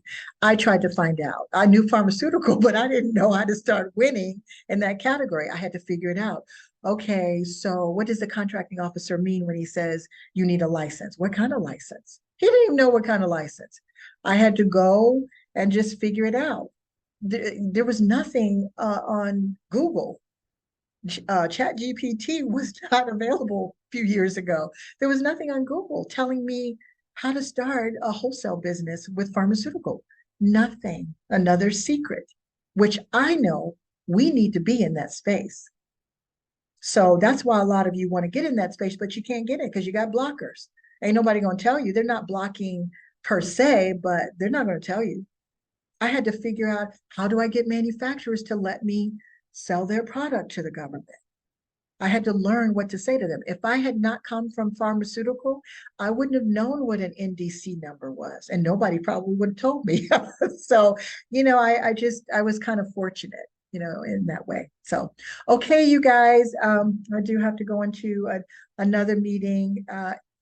Fortunately, I'm going to be on time. Thank you guys so much, and I look forward to having you guys at least watch my videos, FedBiz Exchange on YouTube, and or coming into the community and starting to win some contracts. I want you to help us win our goal for having you guys to start winning in the veterans community. So have a great weekend. Thank you guys.